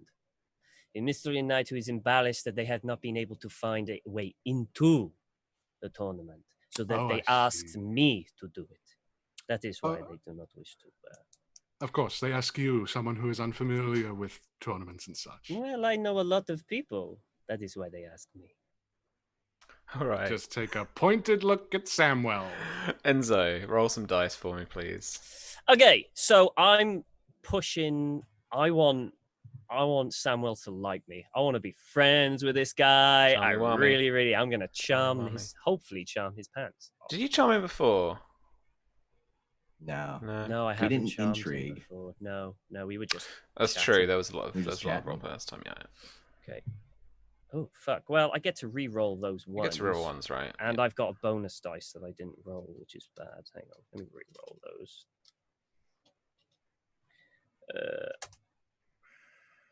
So 1, 2, 3, 6, 4, 23.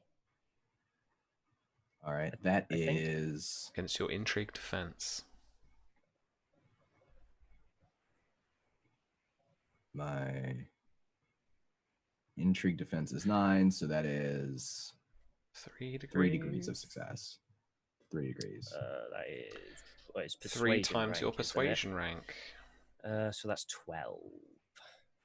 All Is right. that also accounting for the bonus to DR that I gave with the questioning, or? Well, that comes in I just subtract now. that at the end. Yeah. Oh, gotcha. So you've scored 12, and then Don, take your DR plus 1 away from the 12, and then apply it to your composure.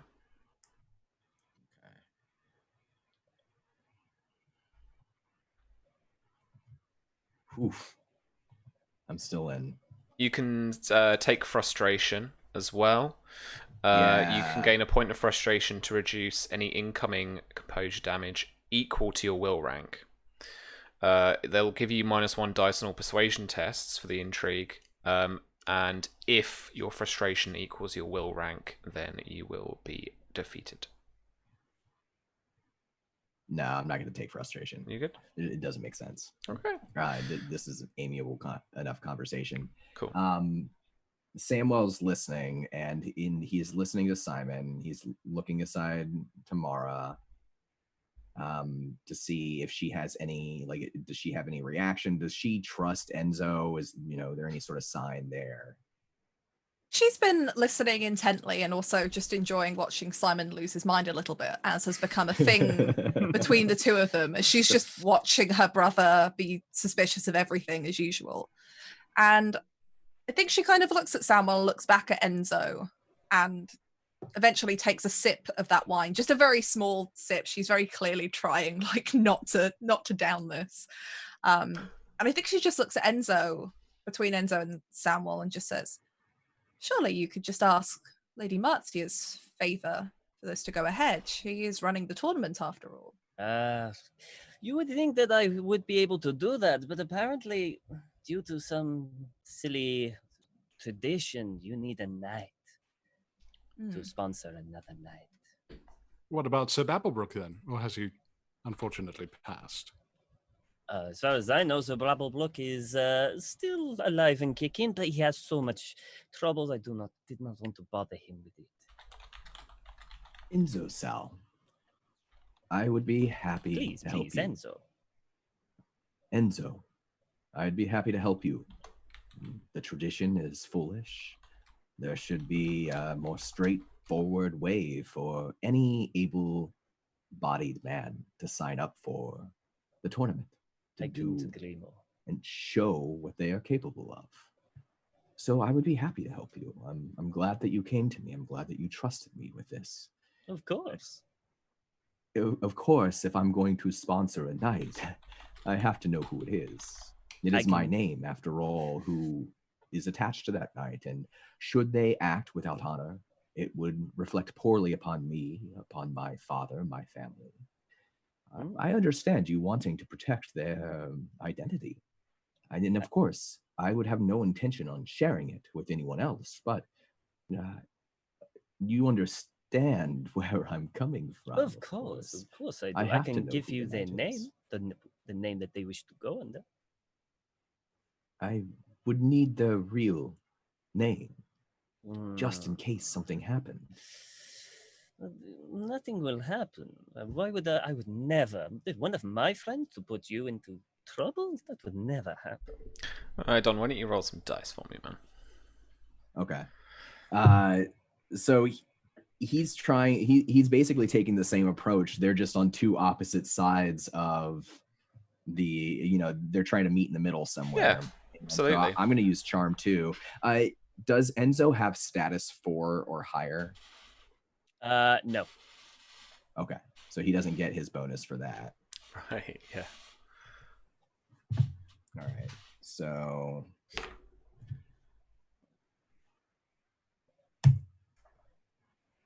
Oh, no crits. It's going to be an 18. Okay. That is 2 degrees of success. All right, that will be...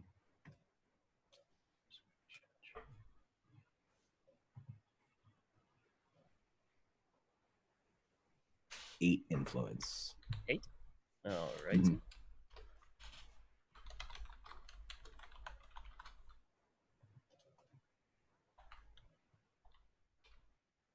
Okay. I'm still alive and kicking. Nice. All right. Okay. Cool. Okay. All right. We are back up to the top of the round. You guys can't change your dispositions towards each other because you've both been influenced. Yeah. Please pick a new technique, and please then crack on with the roleplay. Very briefly, hello Raiders, thank you very much for coming in. We're right in the middle of a social intrigue, so thank you. Enzo pauses for this and takes a sip. And Samuel, I will not lie, I am somewhat hurt that you would suggest that I would do anything to besmirch your name and your family. I was hoping that this would be just a simple favor to a friend of yours. I mean, am I wrong? Is this, I mean, I don't... Of course not. I'd be happy to help you. And I would like to imagine that you would return that favor. Of course. Share with those who you are in the company with that I'm a helpful friend. I will, of course, do so. Can Mara interject a little bit as she watches these two? I think Mara definitely recognized that they're both kind of on the same page.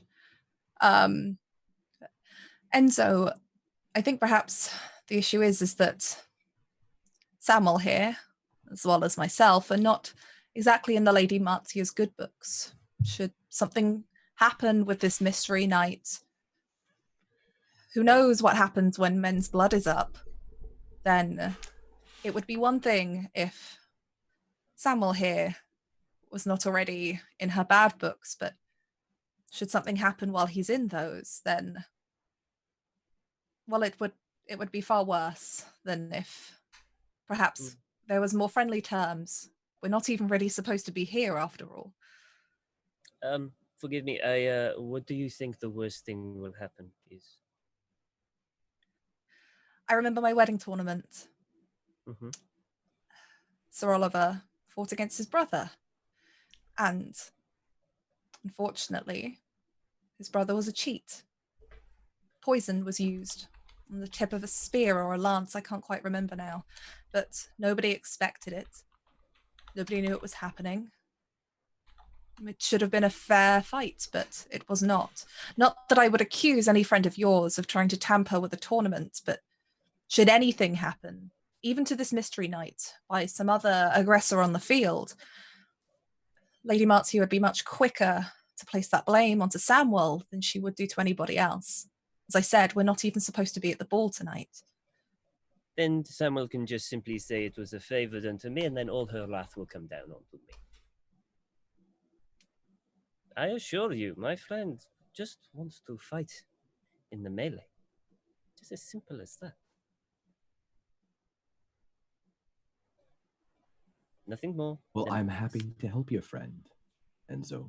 I agree, of course. It's just a matter of, well, you understand that I'm a knight of the Seven Kingdoms, and what I say and what I do matters. And let's say that your friend is blamed for something they didn't even do, something that just happened, that was put upon them because they were a mystery knight, or because they were in the wrong place at the wrong time. And I could not even speak to who your friend was. Now, I propose this. I understand them wanting to keep the mystery of who they are alive. What if you wrote the name, the true name down, and you sealed it in an envelope, and I promised, on my word as a knight, to keep that envelope sealed unless something should happen, and I should need to know who the knight was. Would that not be agreeable to you? I will carry the letter personally if you've any suspicions of the Lord Tarly's honor in this. Of course not. I have no suspicions whatsoever of Samuel's honor. Not at all. But it is not in question of your honor. It is a question of my word. I promise, my friend, I would not tell anyone.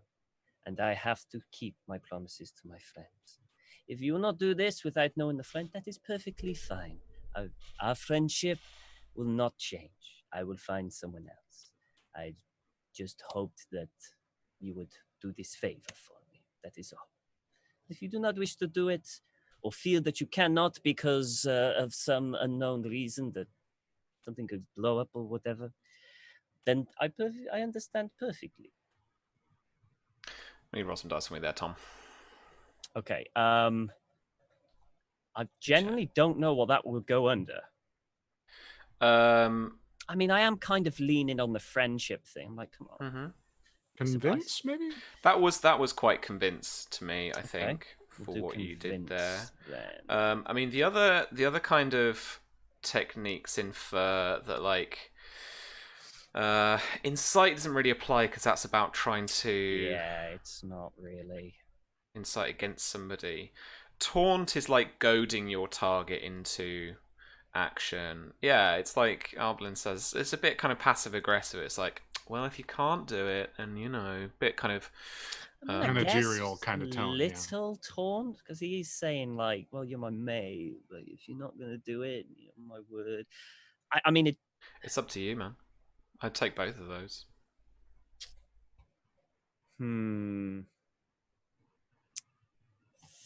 That's what I'm thinking now.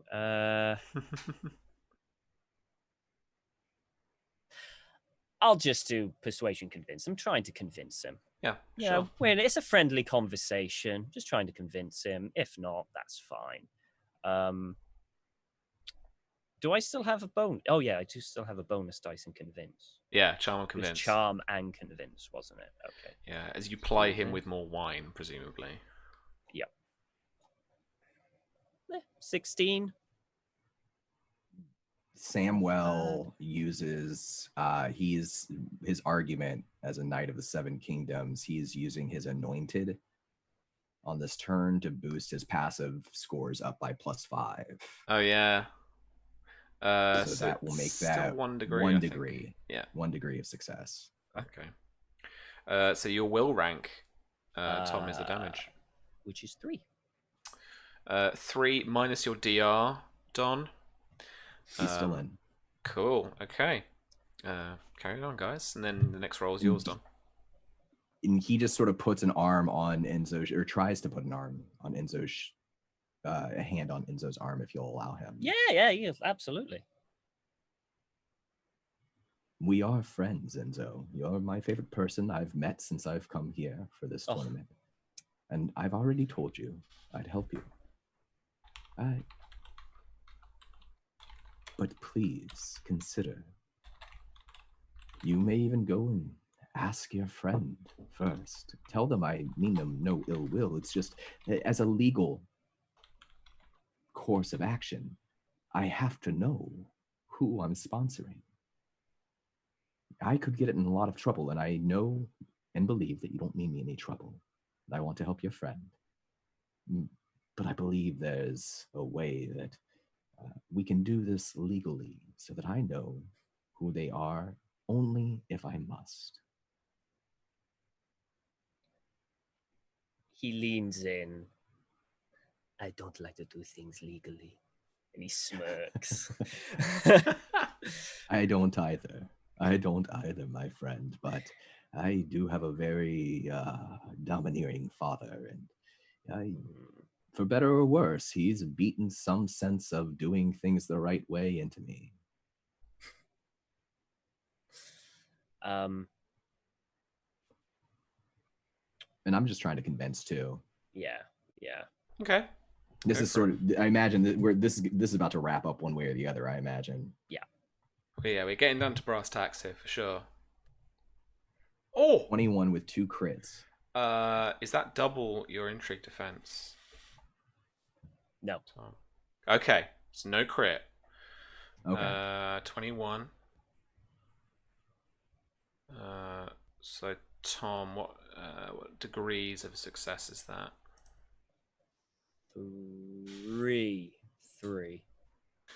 So it's 15 or over. Oh no, so 10 or over. 10 to 14. Okay. More than your intrigue defense would be. All right. 3 degrees. You know what? Now. Okay. Can I withdraw? Not yet. You can do that on your turn. In that case, I will take the frustration. Okay. And then I will withdraw. I can do that, right? Sure. Yeah. So absolutely. But so on your turn, you can withdraw, and that's a will test, and it replaces your intrigue defense. Wait, no, not withdraw. I just want to leave the conversation. Oh, quit the intrigue. End it. Just end it. Yeah. Oh, okay, sure. Yeah. You can. Yeah, you take the frustration and you quit. Yeah. I'll essentially just go. In that case, I'm afraid I must keep my friend's promise. as promises to friends mean so much to me. I am sorry I could not persuade you otherwise, Sam. But who knows? The night is young. I'm sure we will have much fun tonight. And he'll kind of hand you the other glass of wine that he had, smile and give a slight nod. And he said, will you please excuse me? There are many other people that require my attention, and I need to find another night. So thank you. And he starts to walk off and pauses. Oh, one last thing. Maester Simon, I will need a word with you sometime tonight, if that would be okay. I've time enough right now, if you would. It is of a personal nature. Oh, regarding our business, I suppose. Indeed. So you guys go off, and I want to quickly resolve that scene too, as we kind of into probably if we can stick around for a little bit longer time, kind of the last hour of our. I'm good. Yeah. I'm good. Yeah. Because then we want to do the bridge scene, obviously. I think it's pretty. I think Enzo's, because there is some repercussions to quitting. Kind of narrative repercussions to quitting an intrigue. I don't think Enzo perceives this at first, but Mara and Sam will certainly do. As with a flourish he leaves your company, people start to turn around and look at you and start to whisper to each other, start to gossip, and they watch Enzo leave. And I did hear what you said, Tom. For the life of me, just can't recollect it just now. But obviously, you're like, "Oh, I want a word with you, Simon." And you turned around, and that was more of a kind of declaration. Yeah, maybe comes across as a bit different than you conveyed it to other people, and people watch you frog march Simon out of the courtyard. Okay. Great. I like to imagine at this point, now that everybody is like staring in this general direction, that I think Mara would turn to Samuel and just say, perhaps we should visit the Godswood while this dies down. He turns to her and offers her his arm, and he says, do you think it's the mask? Is that why they're staring?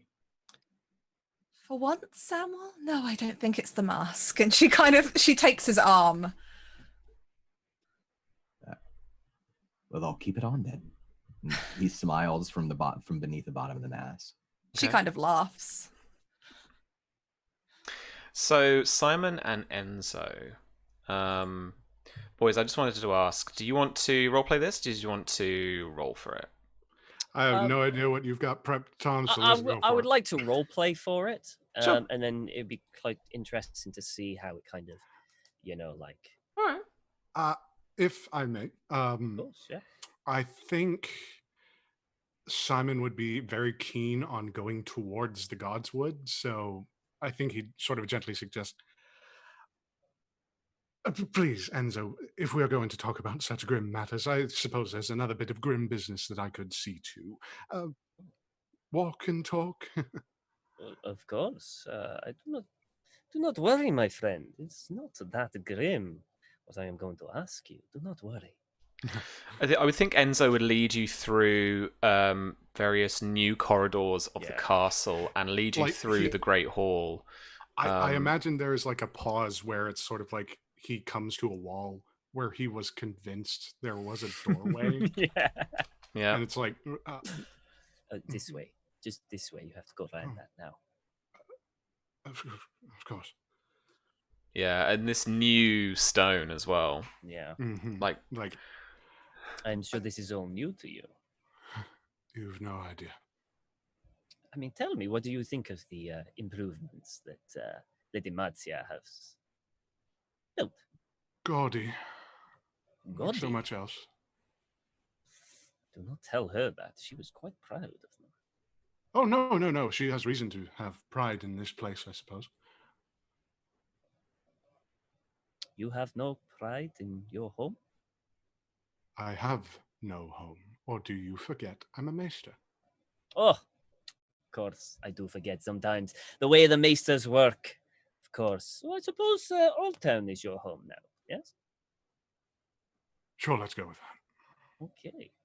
So, Simon, this is just a simple matter that I would require you. As you said, as you know, Yuri owe me a favor that I require. It is just a simple favor. I would like you, if you would, to any information throughout this tournament, regardless of how small it is, you relay back to me. Everything. Every little thing. You presume that I have ears which can hear all that's whispered? Not all that's whispered, of course, not just what you learn. That is all. Well, what I've learned is of barely any practical use, I suppose. I still would like to hear it. And the tournament is a long time. There are plenty of things that you can hear over the few days.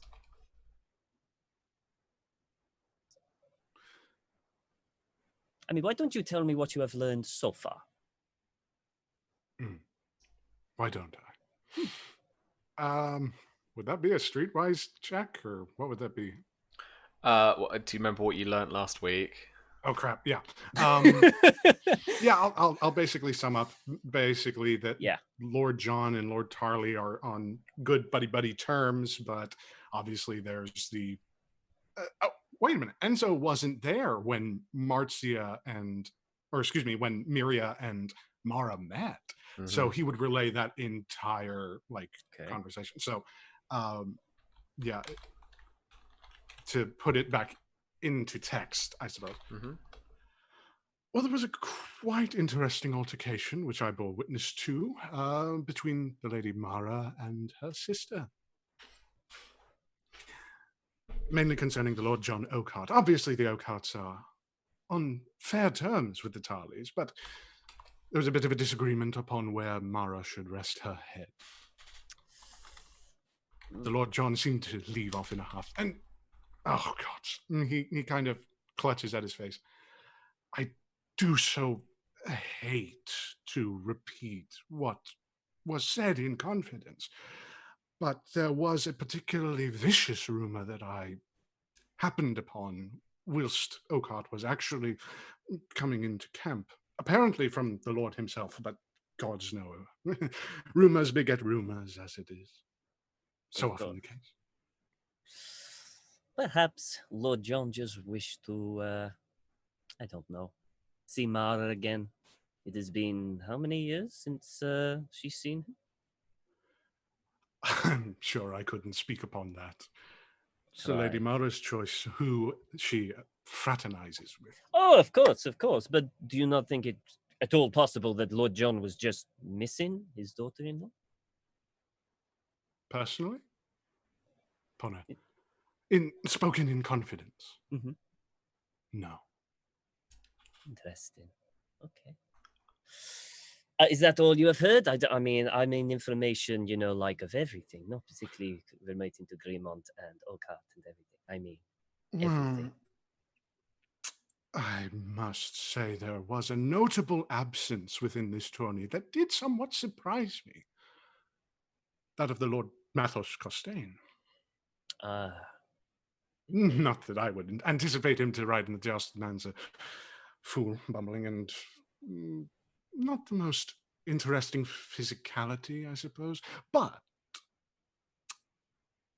he does have interesting ties.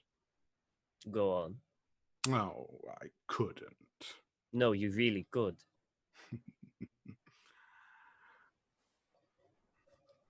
You don't suppose that the Lady Marcia has installed ears upon these walls, do you? Not that I have seen. Marvelous. The Lord Costain is absent, and I believe that it might be a slight against Lord Leo Tyrell. Oh. Yes. You do not believe he is a fan of the Lord? Do you not remember that there was 5 years? No.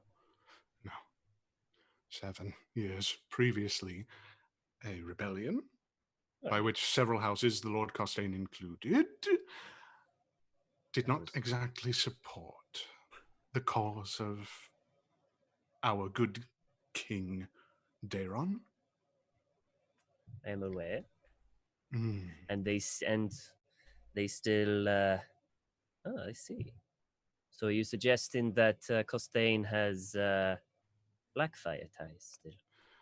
Well, given that he hasn't paid reparations, I would assume, obviously, such things. Ooh. Many of the houses of Blackfyre have apparently been remiss in this, or of Blackfyre support have apparently been remiss in this duty to the crown. Seems unusual. I would And talk to the Lord Hightower or the Lady Rowan. Obviously, the Lady Rowan, I believe, has a little bit more sway in such matters, but that's not for me to judge, obviously. obviously, you are there just to listen and To relay. observe Mhm, mhm. and serve the realm. Of course, and you are doing a absolutely fantastic job currently at this moment. Is there I'm anything sure. else that you have heard currently?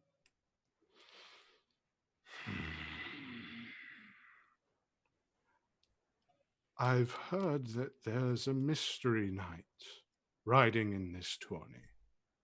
Trying to, at least. Looking for a sponsor. Indeed. I can stop you there. I have heard of this rumor too. Sam, can I do a streetwise check to try and see who might be possibly a good avenue for Enzo to explore? Oh, yes, but you would have to It'll be also like like DCI 8 or narratively something. do the work. Like you'd have to go around and listen and stuff. Yeah. So we can do that like now within the meta, and then he catches up with Enzo later and says That'd it be pretty if that's cool, yeah. something you want to pursue. yeah, I think that'll be something that he'll want to and I think he'll say, I've no doubt of your connections. Your charisma is astounding, and I must admit, even with my persuasions, you are an attractive man. Right, thank you. But you must understand, if you wish me to observe something, I must be pointed in a direction, intelligently. I must make a judgment. So, if you would afford me the evening, come tomorrow morning. I'm sure that a sponsor will be secured. Given your talents, of course.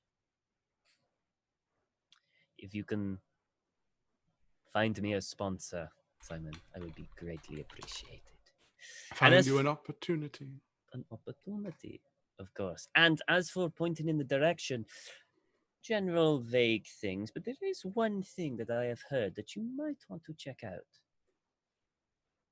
Keep an eye out for any lords or ladies who have servants not of Westeros. That would be of great value.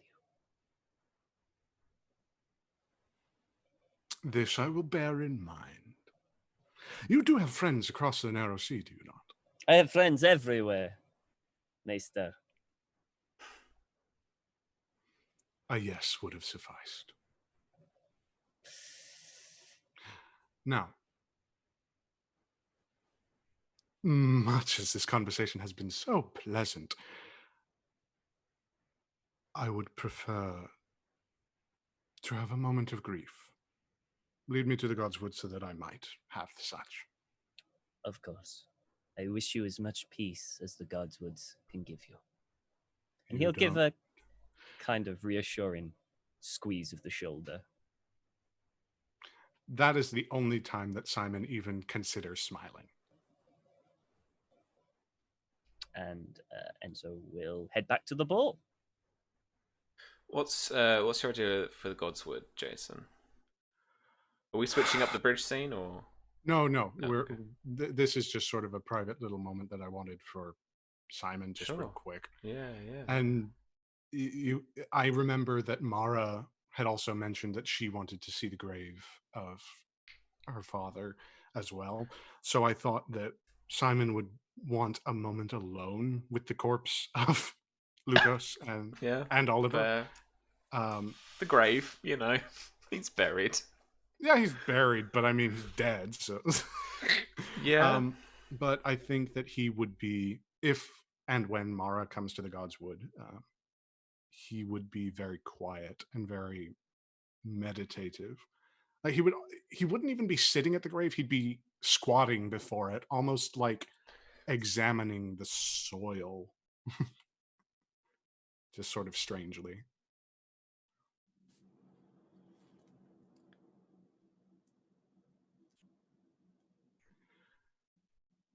All you had to do was live.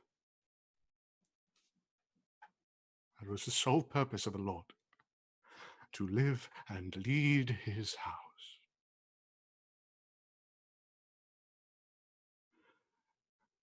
I would have appreciated if your failure had come sooner, I think. If you had died with Mother. Would have been more merciful, I think, in some sense. And you, he'll take a pointed look to Oliver's grave. You saved my life once. Made sure that I drew breath long enough to suffer the heartbreak of my house's dissolution. Well, what kind gods you are. As you look round there, you see the face of the weirwood tree crying back at you. Its red tears gushing down its trunk.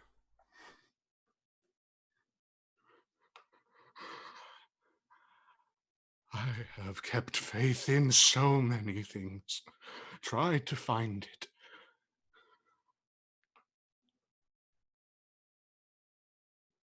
I slowly must come to realize I had no faith in you. And I do not know why.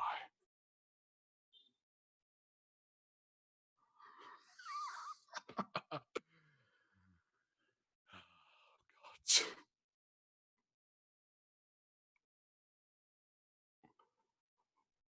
Would that I was not quicker.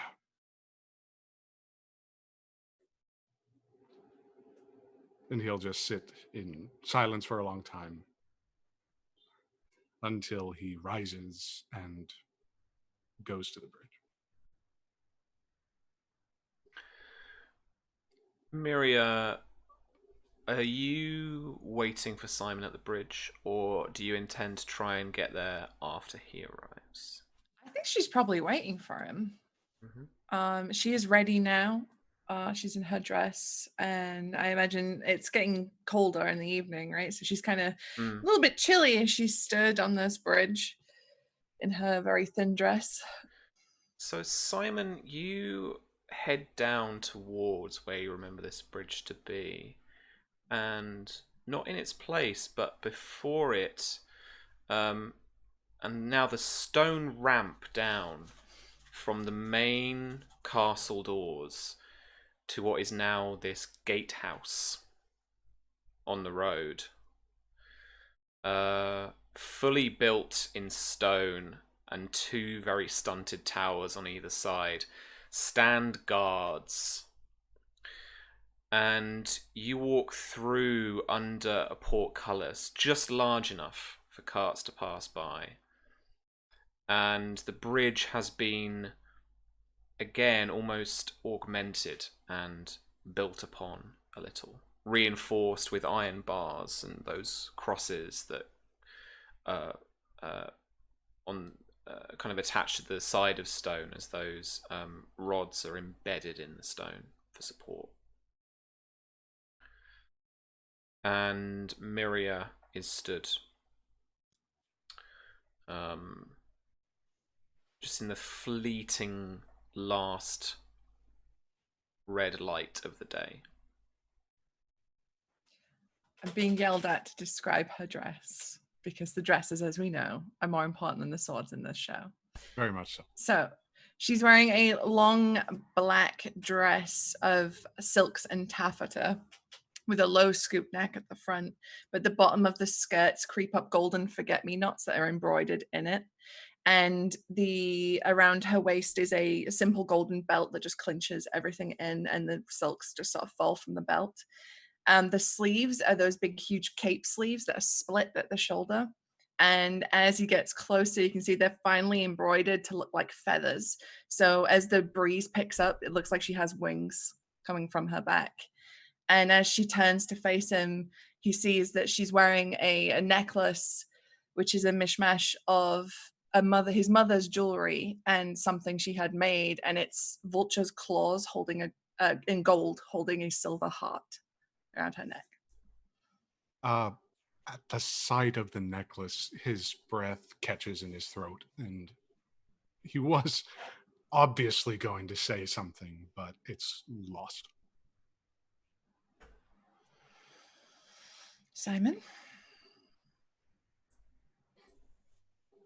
Myria.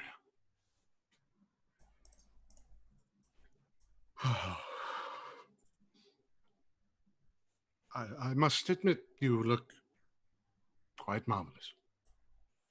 I'm sure that wherever she is. He doesn't finish the sentence. I thank you very graciously for accepting this invitation. I understand there is perhaps some suspicion that would be garnered due to who I am. I do so hope that God.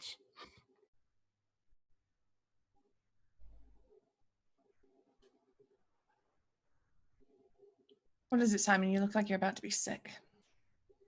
Well, that's only perpetual. Don't worry. This is sort of like small, like, what? He's just saying it like, yeah, no, I always just kind of look on the edge of sickness. There is something I would ask of you. What? And I do not know how to ask it. God.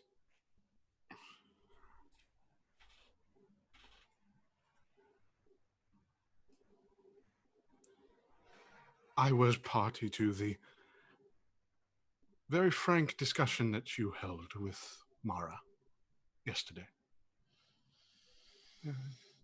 I did not reveal myself for reasons which I'm sure are all too obvious to you. I see. I sense quite plainly anger. Raging and honest in its intensity. I heard it in your voice. Saw it in your form.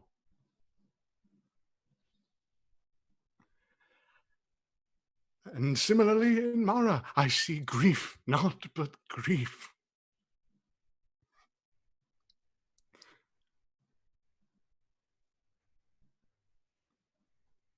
I must say, though they are honest, though it is true, I sense its direction may be misaligned with what could serve your purposes. And what exactly do you think my purposes are?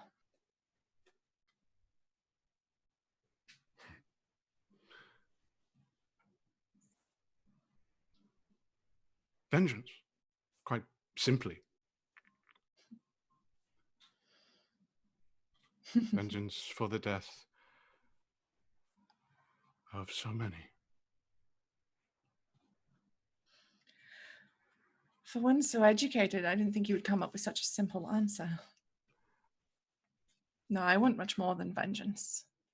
Vengeance will not get me where I need to be. Will not affect what I want to affect. It would feel good. Make no mistake, if I took my spear right now and I marched into that hole and I pierced Samuel Tarly's heart, I would smile. But it would be fleeting. So if it is not vengeance, where do you wish to be?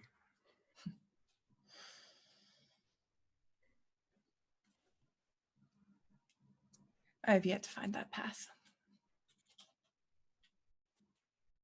Then may I gently suggest?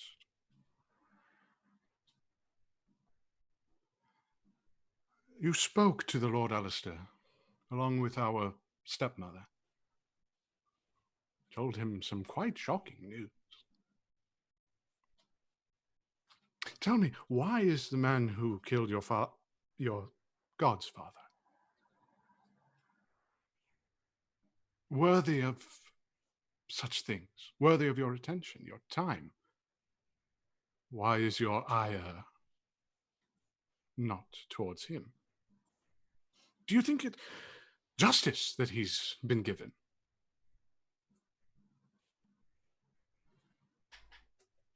No. 10 years in a cell? No. That is not justice. Then I suppose my question would be, what do you consider justice? I have to wonder, Simon, why you are asking me this. I may be younger than you. I may be just a woman grown, but I'm not a fool. From the age of 11, when I was plucked from my home, I was aware of the game. I know that no one asks questions, especially not a maester such as yourself, asks questions without an ulterior motive. So what is that motive, Simon? Surely it's not just to help Mara.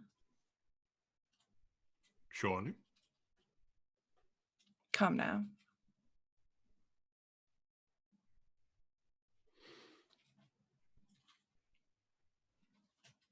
You of all people should understand. Hatreds run in so many directions. They're wild, untamable beasts that we must harness. Hatreds can affect this change that you so desperately seek. Hatreds can give so much. You speak a lot of hatred. What is your hatred? Who do you hate, Simon? We speak in confidence?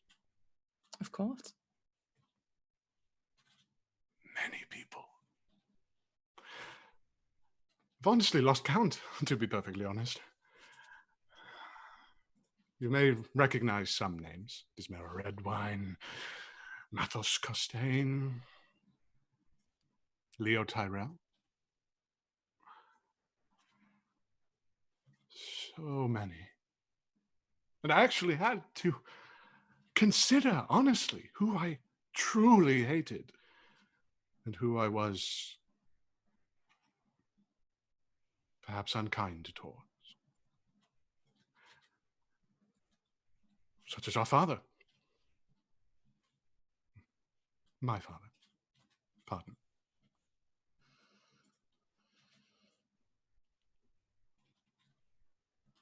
And Myria is like staring at him.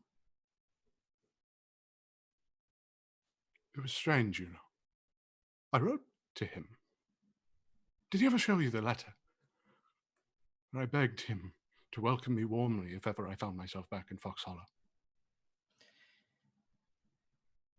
You wouldn't know, would you? You left. He could barely look at me. I was never shown any such letter. Oh. I'm so sorry.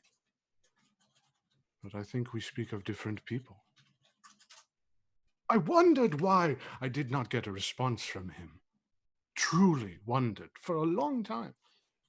Kept me up at night more than that blasted obsidian candle they had me stare at for a full night. I even I even saw flickers of it when I heard voices I knew in my head. Of mother, of father, of Oliver. I sent him a letter.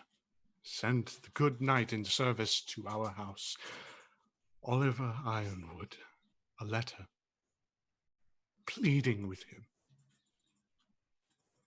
asking him to receive me warmly. Did he ever show you it? Tell you of it? He never had a chance to. And he was robbed of this chance, of course. Tell me, Simon, when was he supposed to show me this? When I was held hostage at Vulture's Roost? When we made for the Red Mountains? When we were at Castle Ironwood?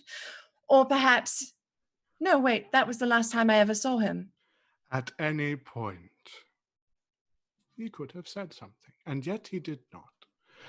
I spoke to you about who I hated, and now he moves across the bridge and kind of like begins to pace. I had to weigh it. I weighed it with every single member of our family. Lucas Greenmont, Lan, Rylan, Mara even. You.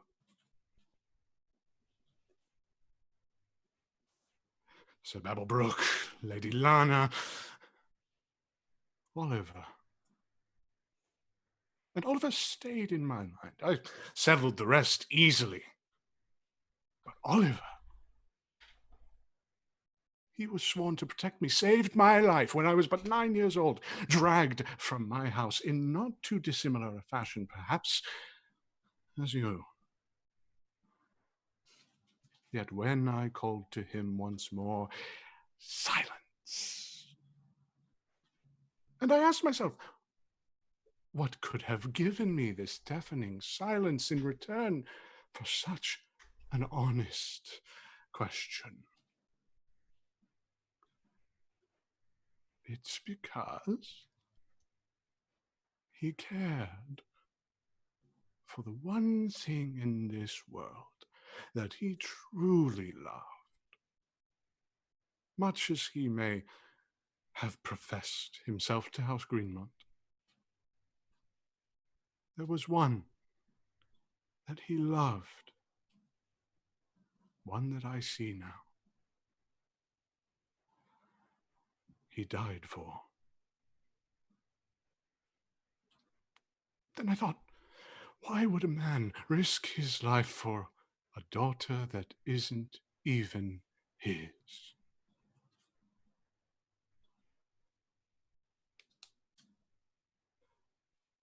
And then memories came back. And I found myself thinking and finding the answer.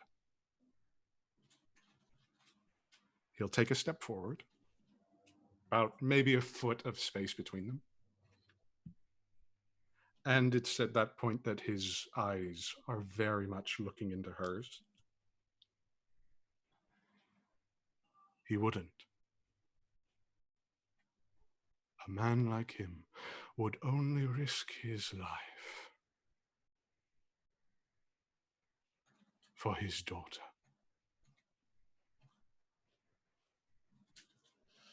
Myria takes a step back, and she's clearly not ready for any of this. How could you possibly even know that? He was my god's father. Memories that I told you returned. I spoke with an eminently talented maester, one who counseled me. In my remembrances, I recall an event. I was too young to understand its connotations, of course. But there was an embrace that I bore witness to, far beyond the familiarity of a lady and a knight pledged to her house.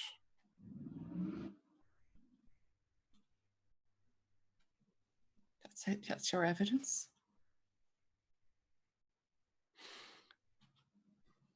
And every other action that he partook was that of a father defending her daughter, to my mind at least. Or did you not have such suspicions yourself?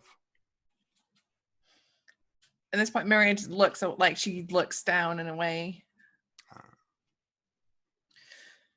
Why are you telling me this? Because you fancied a visit to his killer. One you believe did not receive justice. Now, I spoke of hatreds. Tell me, in kind, who do you hate?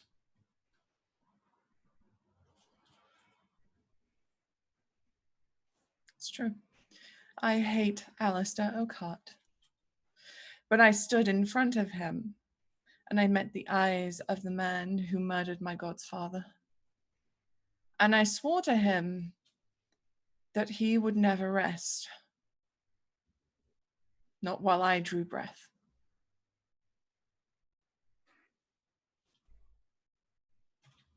Fitting enough. Fitting enough.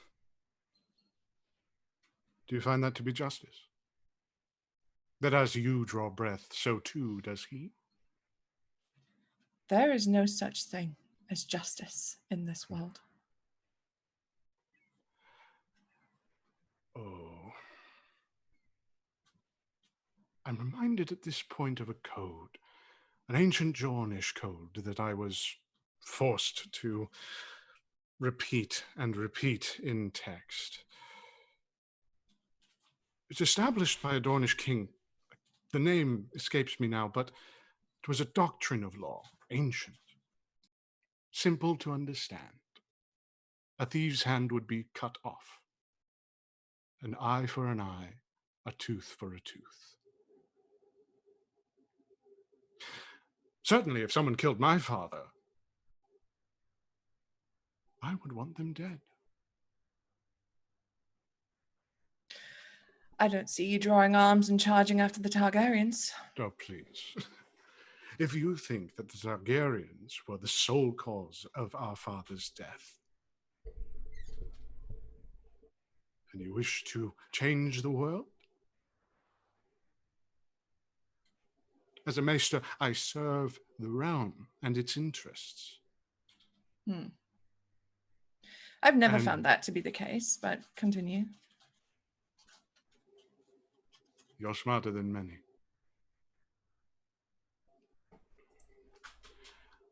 The realm is not interested in Alistair O'Cott. I do not believe this. Personally, of course.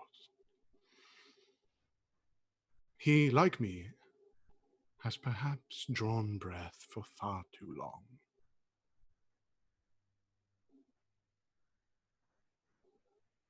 And you would set yourself against his accomplices?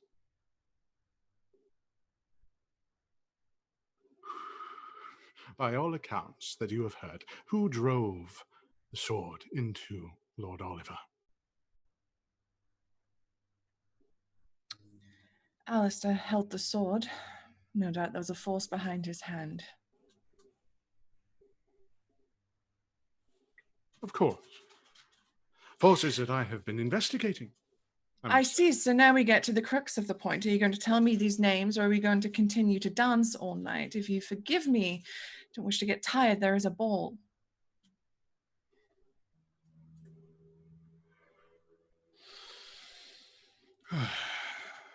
If you've occasion to speak with Alistair again and not rip out his throat,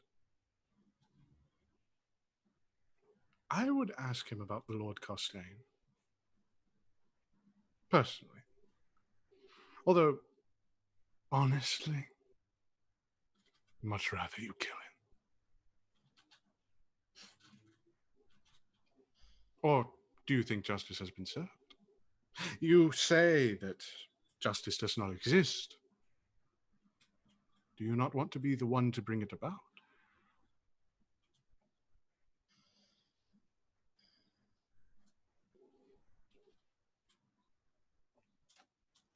What of this Costain?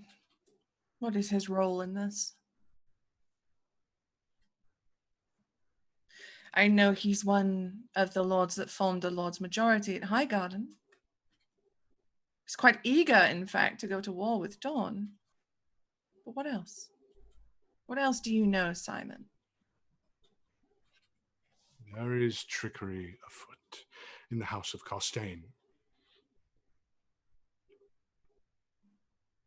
But it cannot be seen. The problem with him...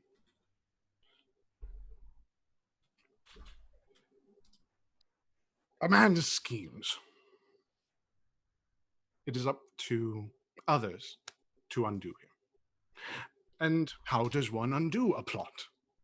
By removing its principal actors. I still believe the Lord Costain has his hooks within the Lord Alistair Oakhart. And if that be the case,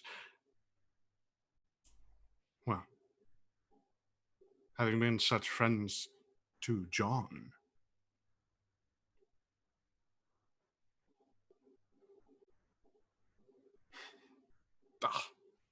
but I burden you with too much already. No, go ahead. I think you were starting to reach the point there, Simon.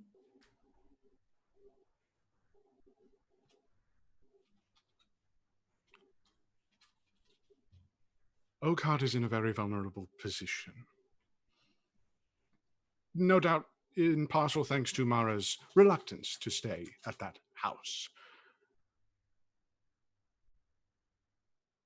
Its heir is locked within the Red Keep, and its principal lord is here at a tourney with associations that may be suspect. An embarrassment to the Lord John and justice to the Lord Alistair. That is what I propose. To what end? Say Lord John is humiliated at the tourney. What does that change? What does that affect? Lord John humiliated? Alistair dead? No heir to Oakhart? No trappings of marriage or the like for Mara? Stronger House Tarly, weaker House Costain.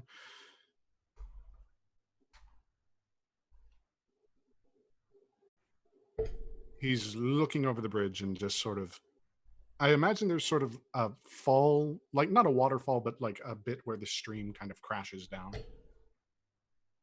And on the water flows.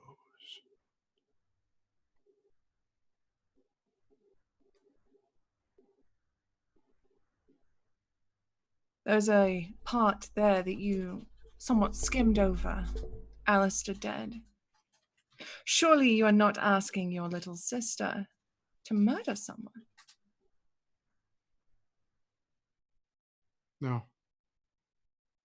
Only a little half-sister.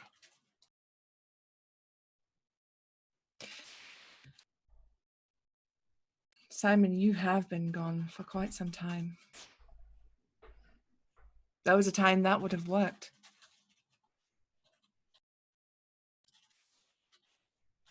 It is not now.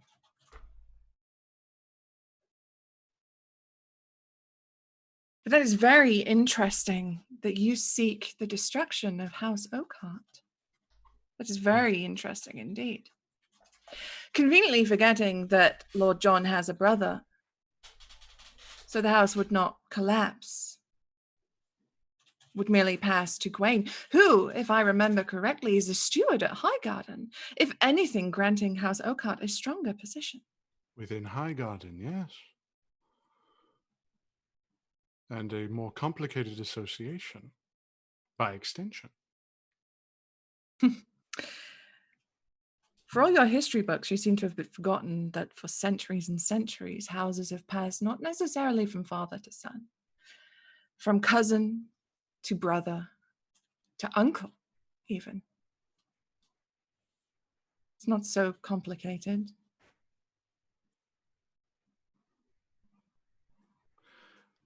The Lord Gawain, as far as I understand it, is no associate of the Lord Costain. If it passes to another, so be it. Let the victories be seized as they may.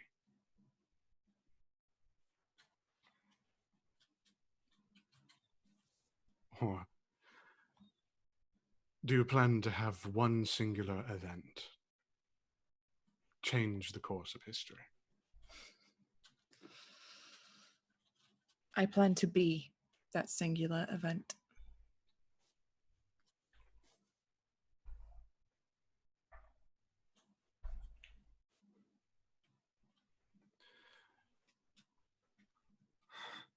Another Nymeria.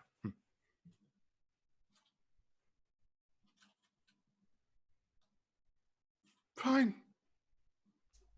Fine. If I cannot convince you,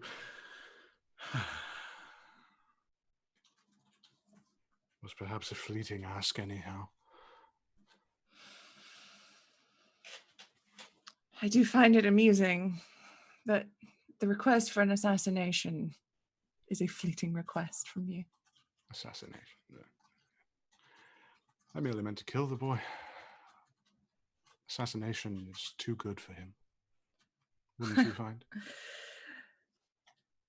Anything done to Alistair Oakheart is too good for him. And yet he still draws breath. As is the law of the land. May it ever be so. Look me in the eye and tell me you mean that.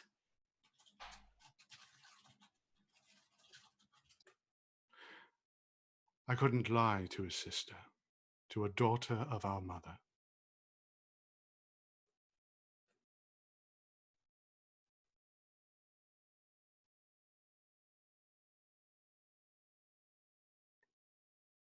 I truly do mean it.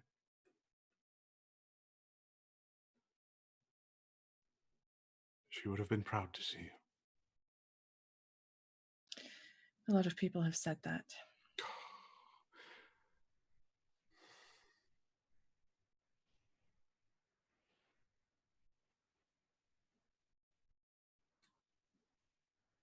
When I came to your name, when I thought of the hatreds, I'll say it took me about an hour to see how foolish I was. An hour to realize the mountain of regret.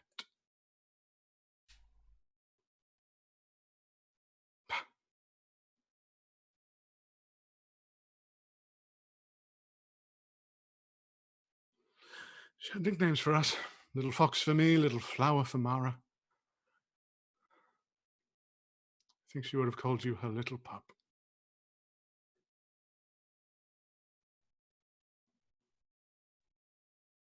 And I think he might not get the facial expression he's expecting. If anything, her jaw hardens, like her mouth firmly closes, and she seems angry.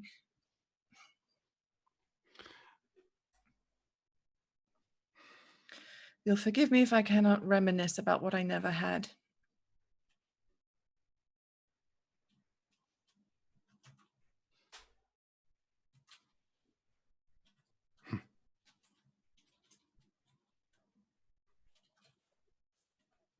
At that point, he'll produce his journal, lay it on the banister of one of the bridge sides, and flip to a blank page and produce inkwell and quill. I am sorry to have wasted your time. It's not a waste of time. Perhaps in the future, we can reform a bond. One we never had.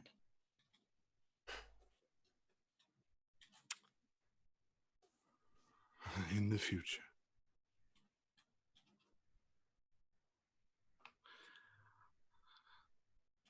I have a letter to write And you've a ball to attend. And a betrothal to announce. Ah, so it's true. It's true. I must say, the Greenmont women have always had an interesting taste in husbands. I wish you well, Lady Myria. You too, Simon. And she turns and walks in her dress. Say hi to Father for me. He'll just shake his head and begin writing to the Lady Rowan.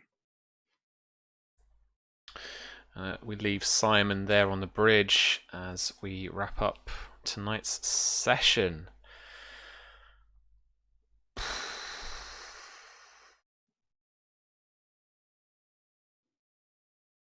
That was amazing. That was some stonking roleplay. I was loving every second.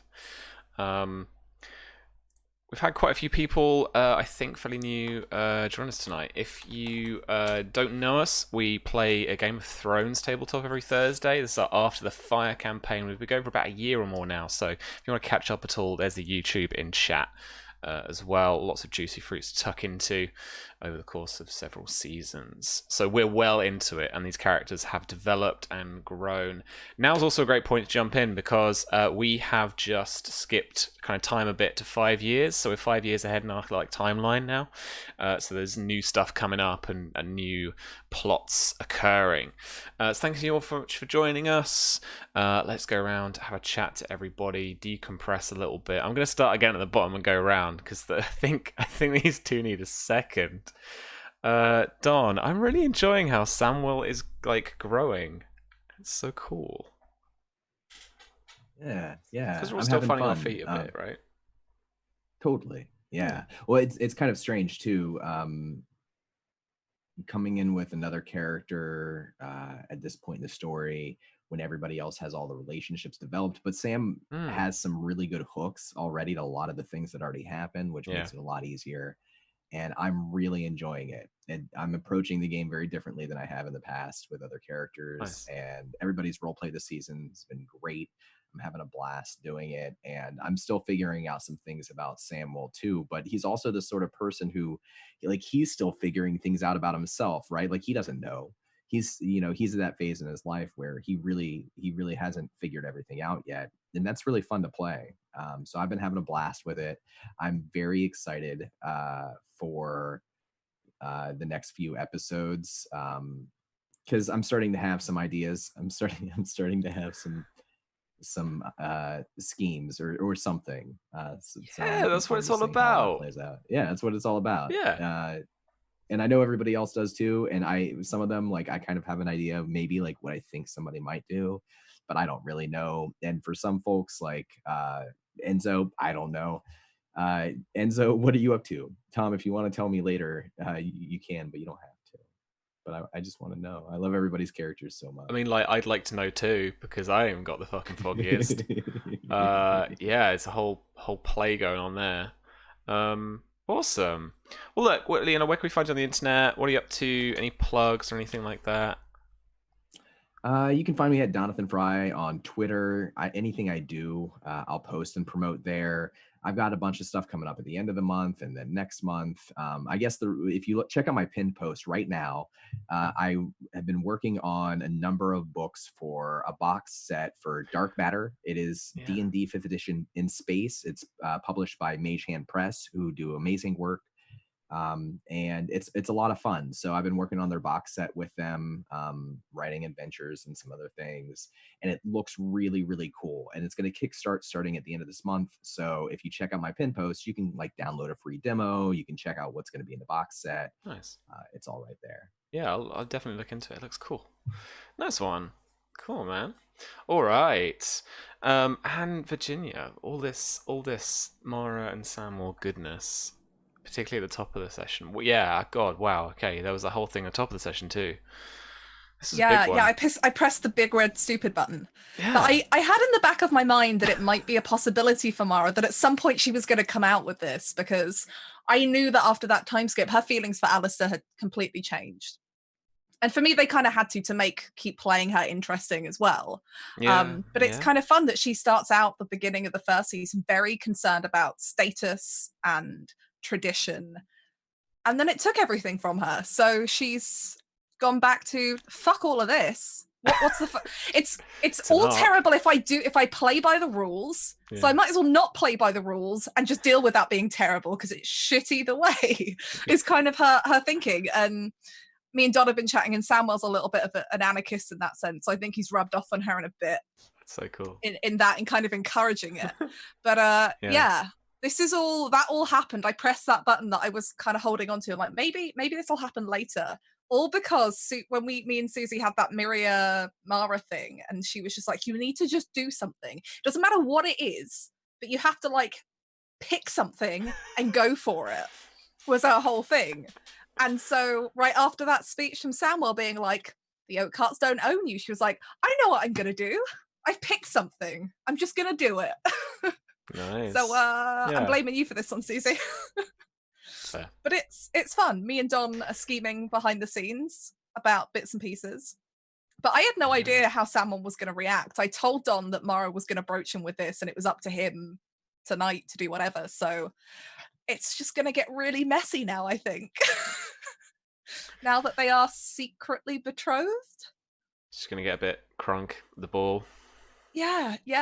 What's fun is I know that there's going to be that nice period where it stays a secret and they can enjoy it before it all turns to hell, which just makes it even more painful and seeing horrible. The structure of it now, that Ellery and Myria's betrothal gets announced, but is like maybe overshadowed by the news of Mara and Samwell. I mean, they're not going to be announcing it, but I mean, if they're not using, they're almost definitely going to use that ball as an excuse to celebrate it for themselves. 100%. They are those dickheads that get engaged at someone else's wedding. I just want to say, Yes. from a character standpoint, I don't think Mara would want to show Myria up on her own engagement day. Like, Sure. Mara loves Myria. She doesn't actually want to hurt her. She's just making terrible life decisions. Oh my god. Awesome. I can't wait. It's gonna be a tragic mess, and I'm here for It's it. gonna be ridiculous. All right. What do you got coming up? Where can we find you? It's Thursday today. So tomorrow, me and Susie are live on our channels on a co-stream playing Rainbow Six Siege, where our MMR definitely won't plummet further into copper this week. You know how we said we were going to practice? That didn't happen. Nope. So come and join us for that, because it's both of us basically being sassy, and we usually fangirl over after the fire, which accounts for us losing matches, or at least that's what we say. Focus. And then not this week after, follower voted stream on Monday, and then I'm around every Wednesday playing The Witcher. Yeah. Where I continue, like all characters that I play in any game that involves role playing, I make questionable choices. It's the only way to play. Pretty much. Speaking of questionable no. That was quite a lot, Susie. We went from Strawman Ellery to possible dad. I wish this had alcohol in it. You could put That was a alcohol lot. in it. I could put alcohol in it. I could. That was a lot. Maria is already screaming inside my head. Gonna have to go off and do some writing after this, I think. But it was good. It's very juicy. It was juicy. I like how it was like, so Oliver's your dad, but also please do a murder for me. Thanks. Had a certain vibe to it, right? Yeah, delivered with that usual Simon tact that we all love. Yeah. But yeah, it was good. I finally had a bridge scene, and hey, guess what? It was just like the other ones. There's the a bridge little is bombshell. bigger and better. It's fucking cursed, is that bridge, let me tell you. But yeah, it's bigger and better. The castle's bigger and better. But at least they're watching the road now. You know, we got guards and stuff that actually do their jobs now. Actual gate. It's incredible. We got a gate. Yeah. Oh, Gatehouse. bougie. Mate. All about that. So yeah, I'm going to be probably on Discord crying about this for the next week. So hop into our Discord if you're not already in there. But as for me, I am Susanna Grace, otherwise known as Susie, the variety streamer. I do art streams, I do video games, I do tabletop RPGs, although this is my only TTRPG at the minute. And I'm not doing art streams at the minute because everything I'm working on, I'm not allowed to show people yet. So it's just video games for me at the minute. And I'll be on Fragging Fridays with Virginia tomorrow at 3 p.m. Eastern, which is 8 p.m. if you're in the UK. Super sweet. All right, thanks so much.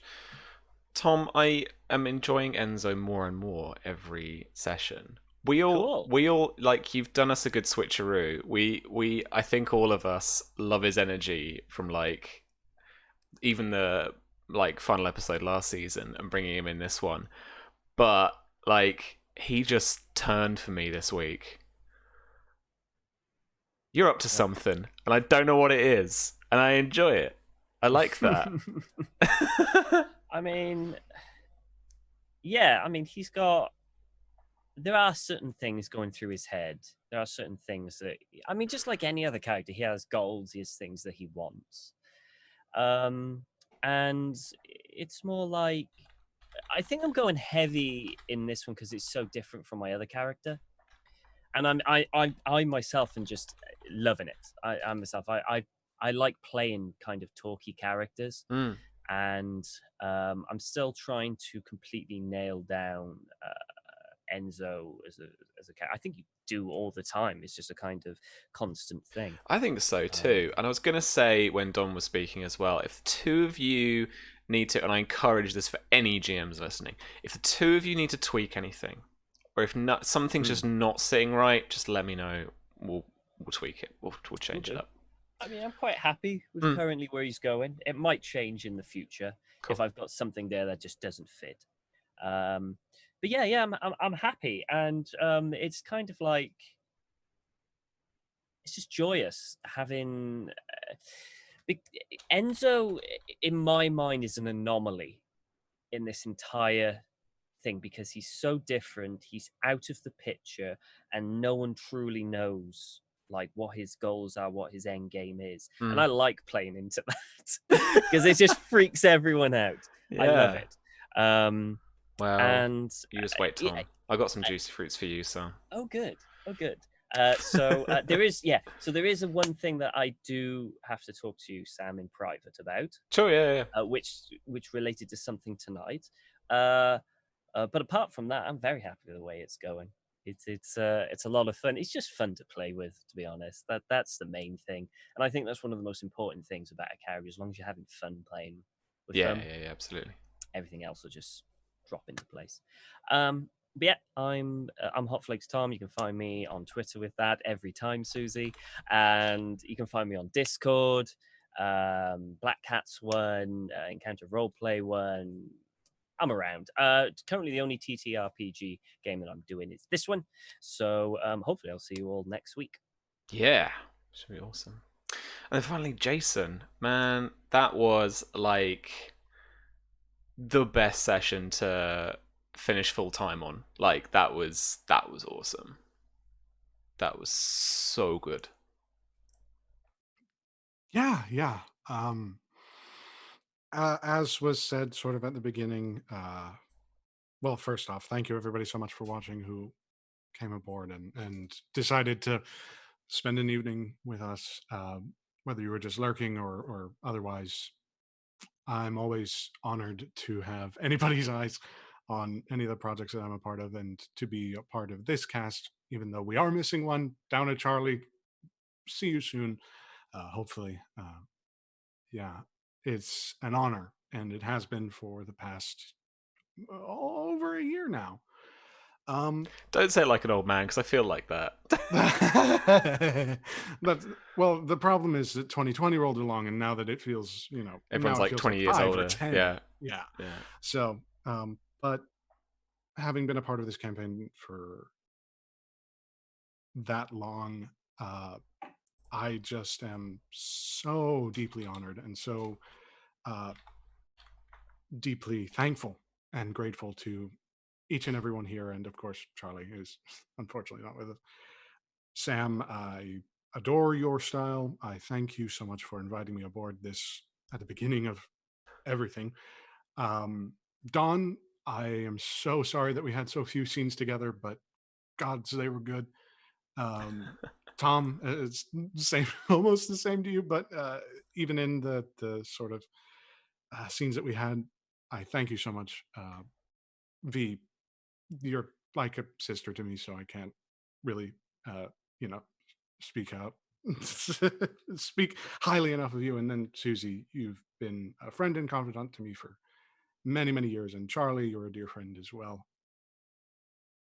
I am going to be starting a full-time position, hopefully within the next couple of weeks. I'm going to be moving next week, and I may not be here for a long while. If that's the case, I do urge everybody to keep their eyes on this space, because there's so much wonderful, wonderful work that's being done by so many wonderful, wonderful people. And I'm honored that I could have contributed and will hopefully continue to contribute. Yeah, of course, man. As it stands, I'm not in any more TTRPG stuff at the moment. That's perfectly fine, but you can follow me at Just Jason Please on Twitter. That's PLS for please. And yeah. Thanks so much, man. You Simon was my problematic fave. And he had some real cogent stuff tonight. That was really, really cool. You'll always have a space, and I think we'll even chat outside of the game to figure out any what you want to do with Enzo. I think maybe we'll figure something out where Tom, if you want a streetwise check, we can grab some of Simon's dice or some bonus dice or something and chuck that in there as well. And there's always letters. Letters are always just fun to receive, so we can do all that sorts of that kind of cool stuff too. All right, well, thank you very much, friends. As for me, you can find me around the internet at RPG Webby personally, or you can follow our little indie RPG publisher, the Black Cats Gaming, at www.blackcatsgaming.com. Why did I say the www? Am I in the 90s? What is this? Or follow Black Cats around the interwebs like Twitter and stuff. We stream this game every Thursdays. We're looking at streaming a little bit more. Oh, shut up, Susie. And I don't know. I just lost my concentration because she said that. We're going to go raid someone. Oh, yeah. We're making this game. It's called the Spy Game. And it's a 5e powered game. Why doesn't that work? Okay. All about international espionage and intrigue and action and stuff. Like I say, 5th ed OGL, so uses a very familiar system. That's coming out very shortly. We're trucking along with that, which should be good. There are just still some late pledges available. So check it out, grab them if you can. And there's also a quick start available on Drive-Thru RPG as well, with all sorts of cool artwork and stuff as well on there. So check that out. We're going to raid. I've been having a little look. I think we're going to raid Critical Bard. He's playing The Last of Us 2. So let's check him out doing that. Hang around, friends, and please follow the Critical Bard. He's doing some awesome stuff at the moment, so I am checking that out quite often. Yeah, thanks again for joining us. We'll see you again next Thursday, hopefully. Farewell for now. Bye-bye.